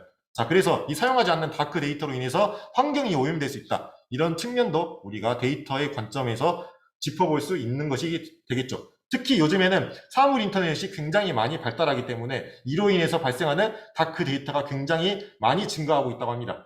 제타바이트까지 나왔죠. 지금 제타바이트가 나왔고, 그 다음에 이 이산화탄소 배출량을 흡수하기 위해서 굉장히 많은 산림이 필요하게 되고, 서울에 보면 50배 이런 식으로 수치를 학생들과 얘기를 나눠보면서 데이터가 물리적인 환경에도 영향을 미칠 수 있구나라는 것을 얘기를 나눌 수가 있을 것입니다.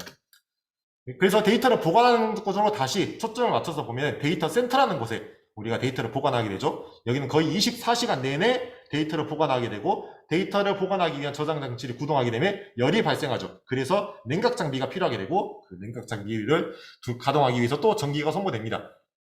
그래서 이제 윈도우 마이크로소프트에서는 데이터 센터를 아예 북극 바닷속에 빠뜨려 버리는 거죠. 심해까지 빠뜨려서 되도록 냉각하는 데 필요한 이런 전기적인 에너지 소모를 줄이고자 노력하고 있습니다. 아마 이 뉴스로 많이 최근에 나왔던 것 같은데, 그래서 데이터의 보관 자체만으로도 우리가 환경 오염을 일으킬 수 있다는 것을 데이터 센터라는 이제 사물을 대상으로 학생들과 이야기를 나눌 수 있을 것이에요. 자, 이런 식으로 해서 정리를 해봤습니다. 그래서 선생님께서 데이터 제 연수를 통해서 데이터의 방향과 그 다음에 개념을 통해서 윤리적으로 접근할 수 있는지까지 이렇게 선생님들께서 여러 가지 자료를 개발하신다고 들었었는데 이런 방향이 도움이 됐으면 좋겠습니다. 여기서 제 연수를 마치도록 하겠습니다. 감사합니다.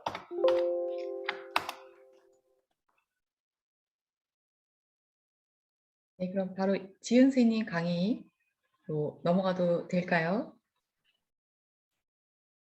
쉬는 시간 안 필요하실까요? 괜찮으신가요? 어떠실까요? 선생님 의견 주세요. 저희 그럼 한 5분 정도만 쉬었다가 네.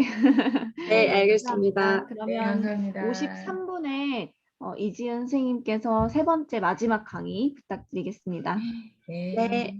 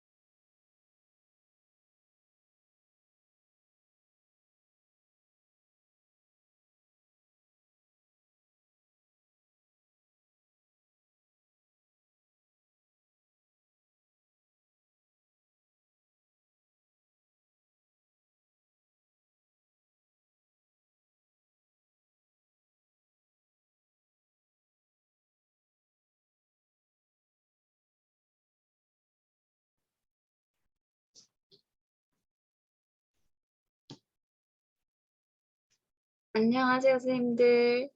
혹시 다들 다 쉬셨나요? 시작해도 될까요? 5분이 생각보다 너무 짧네요. 네, 네. 네, 그럼, 준비됐습니다. 네, 감사합니다. 그러면 오늘 마지막 강의, 인공지능도 저작권을 가질 수 있을까? 강연 시작하겠습니다. 저는 왕길초등학교 이지은이고요. 이 인공지능 AI 저작권에 관련해서 인공지능 창작물에 대한 다양한 견해를 바탕으로 준비해 보았습니다.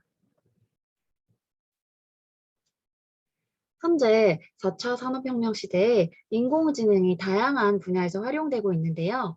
대표적으로 제조 분야, 금융 분야, 또 의료 분야, 교통까지 우리는 지금 현재 인공지능 세상에서 함께 공존해서 살고 있다고 생각이 듭니다.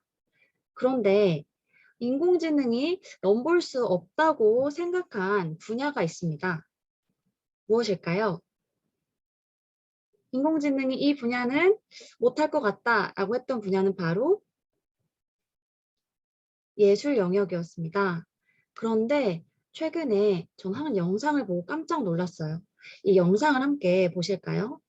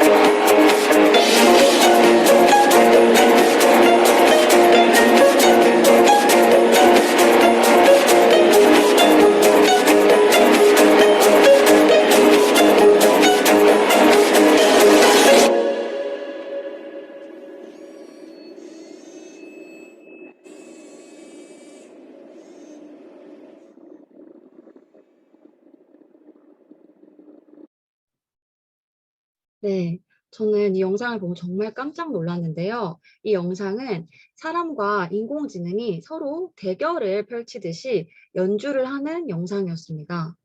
이제 인공지능의 기술이 사람의 상상 영역까지 넘어왔다는 것을 저는 확인할 수 있었습니다. 즉, 인공지능 기술은 그동안 인간 고유의 영역으로 여겨졌던 예술 분야까지 확대되어서 발전된 것입니다. 그렇다면 우리 인공지능이 예술 작품에서 창작물을 만든다면 이러한 저작권은 누구에게 있는 걸까요? 저는 오늘 순서를 통해서 이 얘기를 함께 나눠보고자 하는데요. 첫 번째로는 인공지능 창작물을 소개해드리고, 두 번째로 이 인공지능 창작물을 선생님들과 함께 간단하게 체험해 보겠습니다. 세 번째로 인공지능 저작권에 대한 다양한 견해들을 알아보고, 마지막으로는 이게 가장 중요한 부분이겠죠. 이것이 바로 우리한테 주는 시사점과 수업에서 어떻게 적용을 하면 좋을까, 이렇게 4개의 순서로 마련해 보았습니다. 첫 번째로 인공지능 창작물 소개입니다. 혹시 이 그림 아시나요? 제가 저작권 관련해서 인공지능이 만든 예술품을 찾아보았을 때 가장 많이 회자되었던 그림 중에 하나였습니다. 이 그림은 인공지능 오비어스 팀에서 만든 에드몽 벨라미의 초상화입니다. 이 인공지능이 만든 초상화는 2018년도에 뉴욕의 크리스티 경매 모나리자 작품이 팔리기도 한 경매인데요. 아주 유명한 경매에서 최초로 인공지능 작품에서 무려 5억 원에 낙찰되었다고 합니다. 사람이 직접 만든 것보다도 훨씬 어떻게 보면 값어치가 크게 매겨진 가격이죠. 저는 이 사실에서 또 놀랐고, 이 인공지능이 그린 그림은 딥러닝이라는 기술을 토대로 15,000여 점의 18세기 사이에 초상화를 모아서 인공지능 스스로 개발한 작품이라고 합니다. 그래서 여기 보시면 놀랍게도 인공지능이 정말 실제 화가처럼 자신의 친필 서명도 해놓았습니다. 네, 자기만의 고유한 작품을 표시한 것이죠. 다음으로는 혹시 나는 이런 벨라미의 초상화가 사고 싶다 하는 선생님들을 위해서 제가 준비를 해본 사이트인데요. 실제로 AI가 만든 인공지능 예술 작품들을 구입할 수 있는 사이트입니다. 이 사이트를 한번 들어가 보시면요.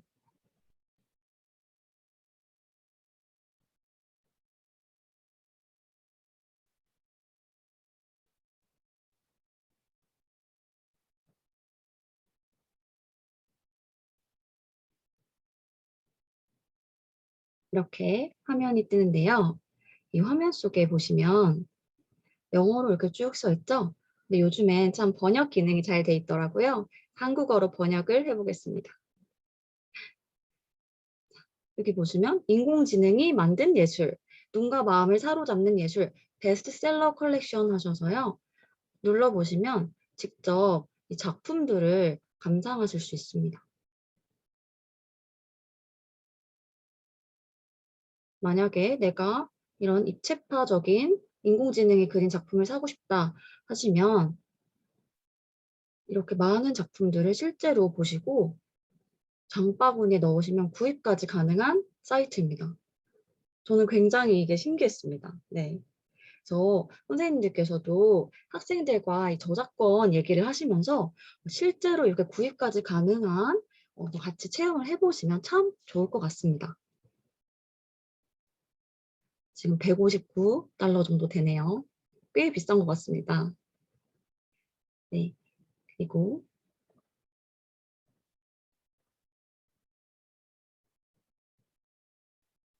또 미술계에 이어서 음악 분야까지 인공지능이 진출을 하였는데요.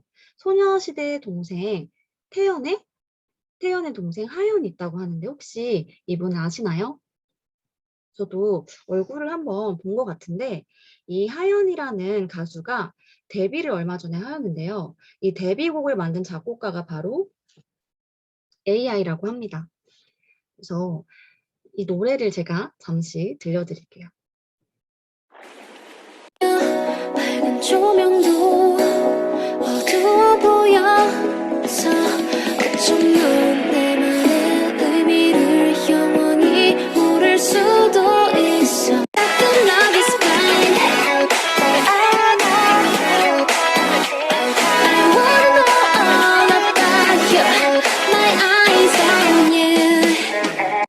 Eyes on You라는 곡인데요. 이걸 만약에 인공지능이 만들지 않았다고 생각하고 듣는다면 그냥 한국 사람 혹은 사람이 만들었다고 생각할 만큼 자연스럽고 좋은 노래였습니다. 그런데 이 노래를 3분짜리 음악인데요. 무려 10초 만에 만들었다고 합니다. 이 인공지능은. 그래서 이 인공지능 작곡가의 정체가 뭐냐?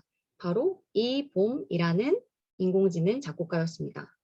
국내 최초로 만들어졌고요.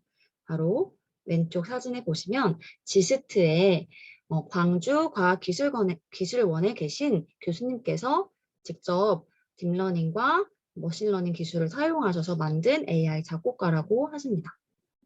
그래서 이 안 교수님께서는 이 음악 이론이나 여러 작곡가들의 노래를 넣으셔서 AI 기술에 작곡 기능을 추가하셨습니다.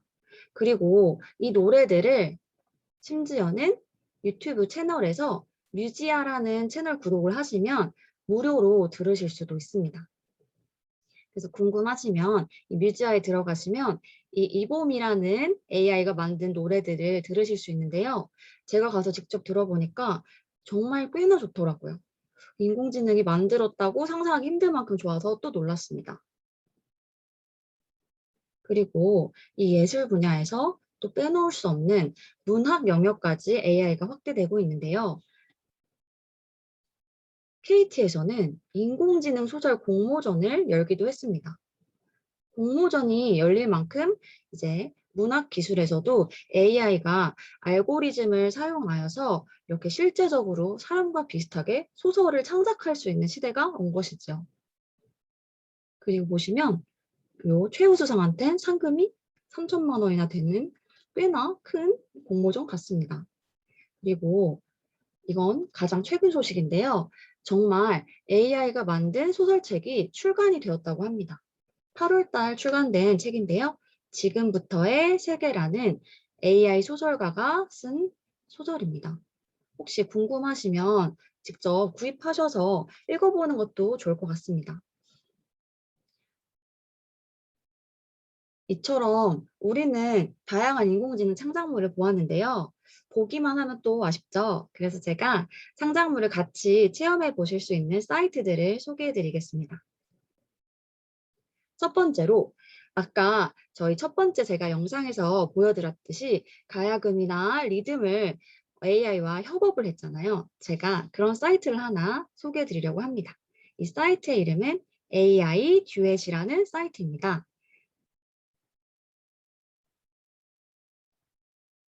한번 선생님들과 해보겠습니다. 제가 채팅창에 이 사이트 주소를 남겨드릴게요. 같이 해보셔도 참 좋을 것 같습니다.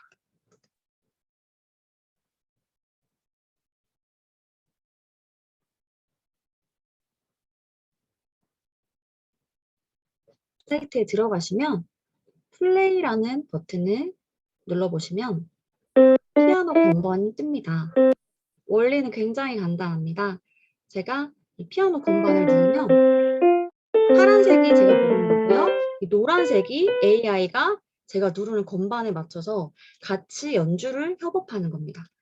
그러면 제가 아주 예전부터 자주 친구와 같이 치던 노래가 있는데요. 한번 들어보실까요?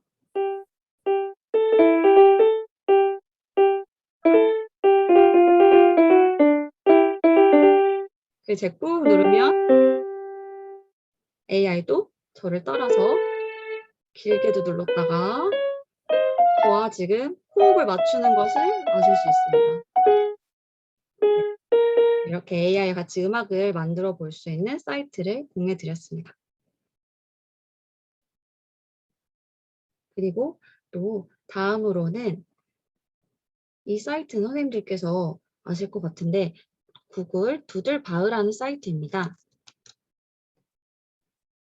구글에서 요하네스 바흐 탄생 기념으로 이 바흐의 300여 곡의 곡을 인공지능 머신러닝 학습을 시켜서 만든 사이트인데요. 이 사이트에 들어가시면 자기가 원하는 대로 악보를 클릭하시면 인공지능이 자기가 학습한 데이터 기반으로 화음을 자동적으로 넣어줍니다.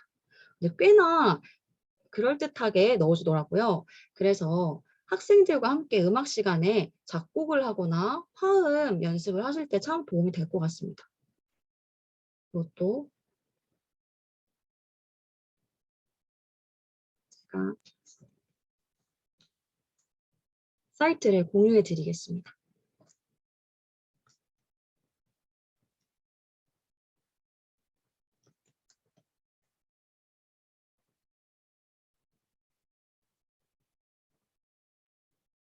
사이트 들어가시면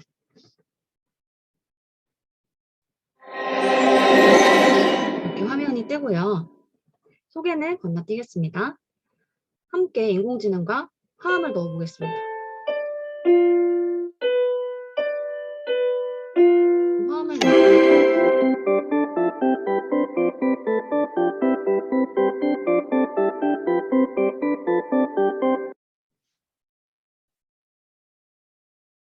이렇게 화성을 쌓아주고요.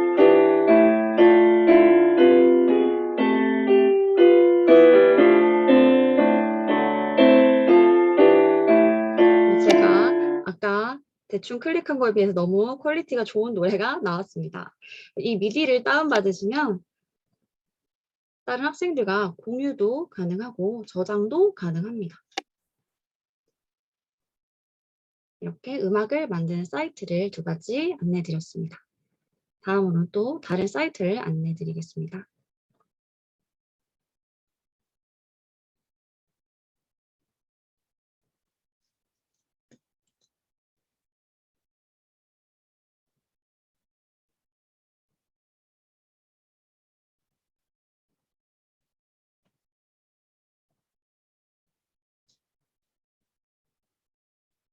다음은 이제 미술 그림과 관련된 사이트인데요. 인공지능을 통해서 사진에 화풍을 입혀보는 딥 드림 제너레이터라는 인공지능 사이트입니다. 휴먼과 AI라는 표시가 그려져 있고요. 사이트에 들어가 보시면 이 딥 드림 제너레이터에서 느낌이 오시듯이 이것도 딥러닝 기반의 사이트입니다.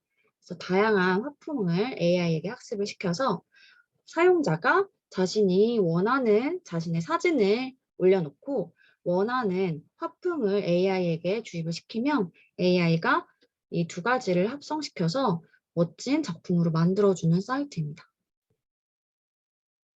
이 사이트도 공유를 해드리겠습니다. 한번 해보시면은 꽤나 멋진 작품들이 나오더라고요.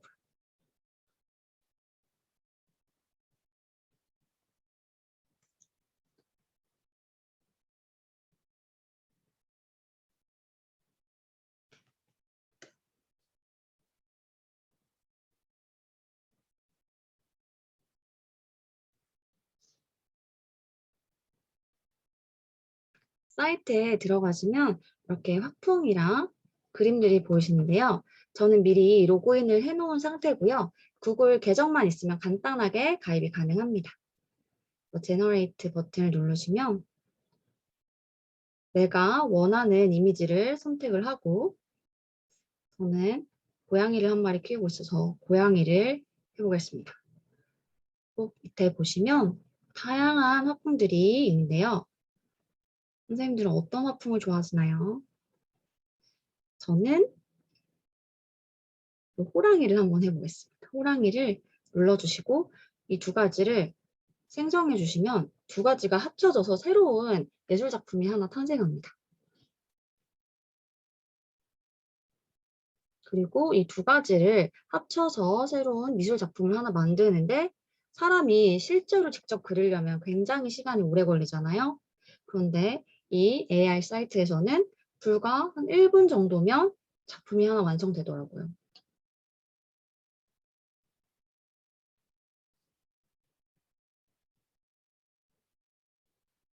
좀 기다려 보겠습니다.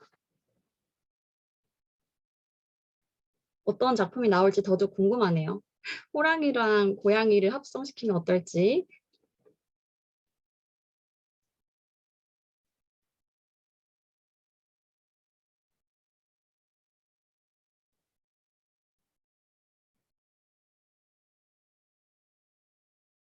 이 2가지를 합칠 때는 여기 보시면 한 번에 5씩 이 번개 모양이 깎이더라고요. 그래서 보통 처음에 무료로 이용하시면 6번 정도 할 수 있었습니다. 네, 이제 거의 완성이 된 것 같습니다. 선생님들께서도 사이트에 들어가셔서 같이 해보시면 재밌을 것 같아요. 어머, 이런 작품이 완성됐네요. 고양이와 호랑이의 무늬가 합쳐진 이런 작품이 하나 완성되었습니다. 이것은요, 따로 수정도 가능하고 공유도 가능합니다. 이것도 AI와 사람이 협업을 해서 하나의 창작물이 완성된 것을 볼 수 있습니다.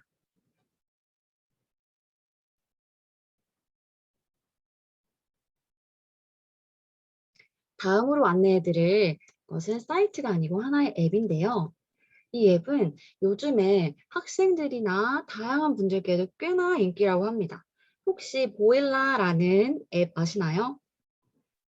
사람의 사진을 디즈니 화풍이나 혹은 AI 캐리커처 혹은 18세기나 20세기의 고전 명화로 바꿔주는 인공지능 앱입니다.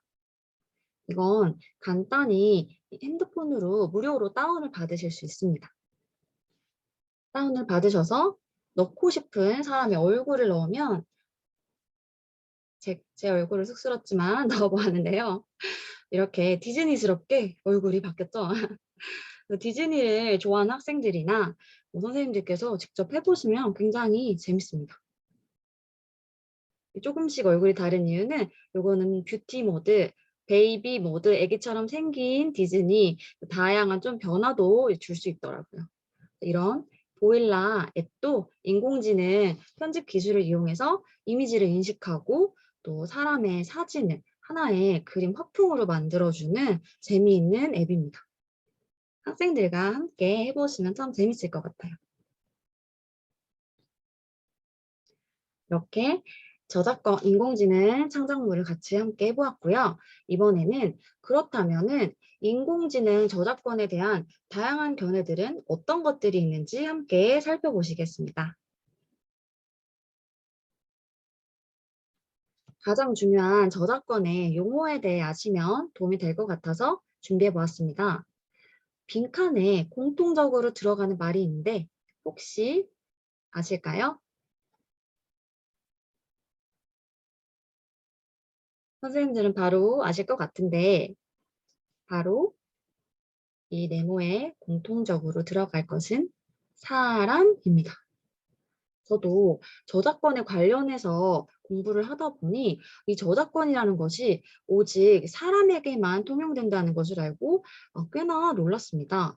즉, 저작권은 사람의 생각이나 어떠한 감정을 표현한 결과물에 대하여 그 표현한 사람에게 주는 권리를 말한다고 합니다. 그렇다면 제가 다음에 여러분께 드릴 질문을 혹시 예상 가능하신가요? 바로 인공지능은 사람이 아닌데 AI가 만든 이 콘텐츠에는 저작권이 성립을 할까? 우리는 이 질문에 대해서 지금 함께 논의를 해볼 시점이라고 생각됩니다. 인공지능에게 저작권을 주어야 하나라는 것에 대한 다양한 견해 중 첫 번째 견해는 인공지능 창작물에는 저작권 자체가 성립하지 않는다는 것입니다. 아까 저작권의 정의에서 보셨듯이 대부분의 국가에서는 저작권자를 사람으로 한정하고 있습니다. 따라서 인공지능 창작물은 누구나 사용할 수 있는 공공의 저작물이지 사람이 만든 것이 아니기 때문에 이것에는 어떠한 가치를 줄 수 없다라는 입장입니다. 그런데 만약에 이 첫 번째 견해대로 간다면 현재 지금 활발하게 제가 사례에서 보여드렸듯이 이루어지고 있는 미술 분야, 음악 분야 혹은 문학 분야에서 이루어지는 다양한 인공지능 기반 산업들에서 이 공공의 저작물이라는 이유로 인공지능 산업이 퇴보할 수도 있다는 우려가 있는 실정입니다. 두 번째는 그렇다면 인공지능의 사용자가 저작권자라는 개념입니다. 이 의견은 인공지능의 창작물이 대부분 데이터를 제공하고 소비자가 알고리즘을 부여했을 때 생기므로 이 직접 사용한 사용자에게 그 저작권을 주어야 한다는 견해입니다. 만약 이것이 성립된다면 창작물이 대중에게 공개가 되었을 때 그것을 만든 사용자가 직접적인 저작권이 있으므로 이 시장에서 훨씬 활발하게 유통되는 것을 기대할 수 있다는 견해입니다. 세 번째는 인공지능의 개발자가 저작권자라는 견해입니다. 이 역시 인공지능을 창작한 개발자가 의도한 대로 알고리즘을 짜고 컴퓨터 프로그램을 실행한 결과이므로 대부분 아주 큰 노력과 투자가 개발자에 의해서 이루어집니다. 그래서 그 저작권도 개발자에게 주어져야 한다는 의견입니다. 이 역시 아까 두 번째 견해처럼 실행이 된다면 인공지능 개발에서 더욱 장려를 할 수 있다는 장점이 있습니다. 마지막 네 번째 견해입니다. 네 번째 견해는 인공지능에게 그 자체로 저작자의 지위를 인정한다는 다소 파격적인 견해입니다. 인공지능 기술의 발달로 이제 인공지능은 자율성이나 지적 사고 수준 등이 인간과 비슷해질 수 있으므로 인간뿐만 아니고 인공지능도 법적인 인격을 부여받을 수 있다는 견해입니다. 그런데 이 견해에 대해서는 아직 뜨거운 감자처럼 논란이 많습니다. 왜냐하면 사실 사람에겐 엄연한 인격이 있고 그 인격이 굉장히 소중히 여겨지는 이 사회에서 인공지능에게도 사람과 비슷한 이 법적인 인격을 부여한다는 것은 모든 사람들의 사회적 합의가 없이는 아직은 현실적으로 불가능하다는 실정입니다.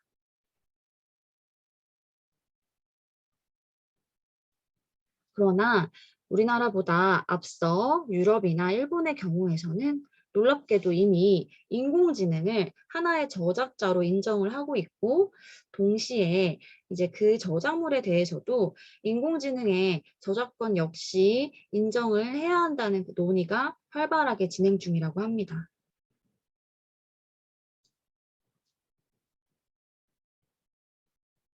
그리하여 우리나라도 이제 AI 시대를 준비하면서 올해부터는 인공지능 저작권의 인정 여부를 논의한다고 합니다.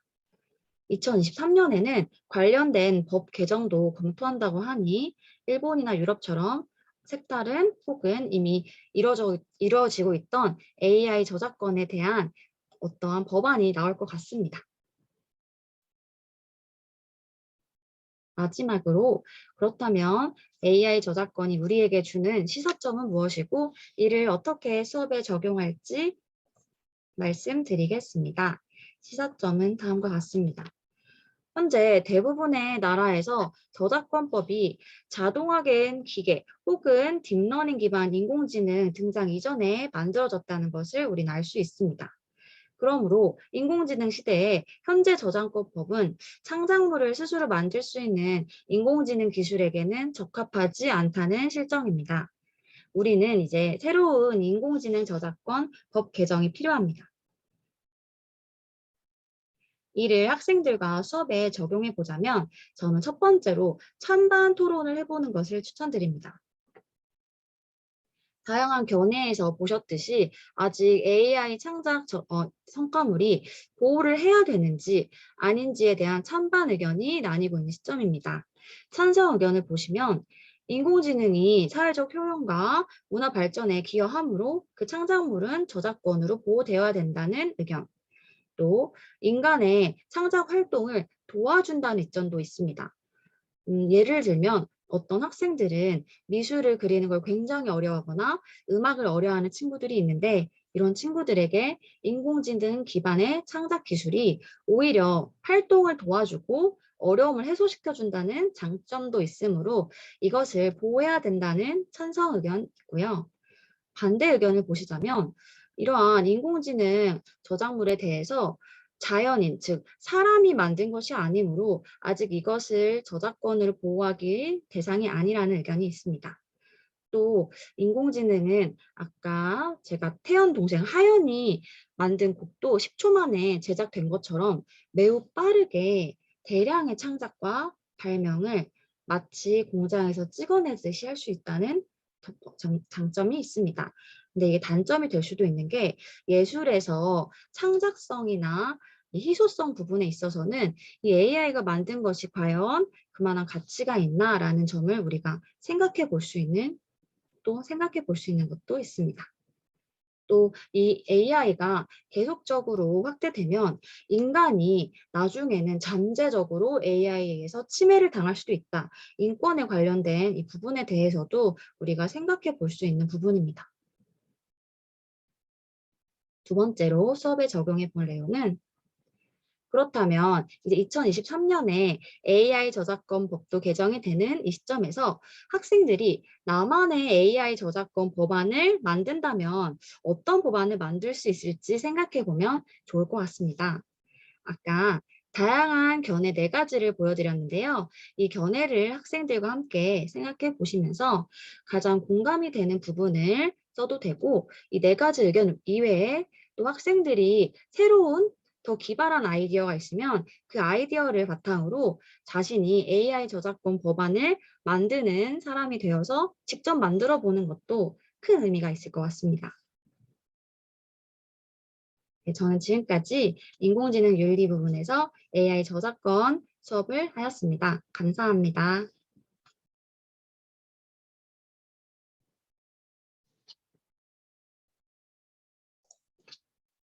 네, 그럼 지금부터 기록 중지하도록 하겠습니다, 선생님들. 네.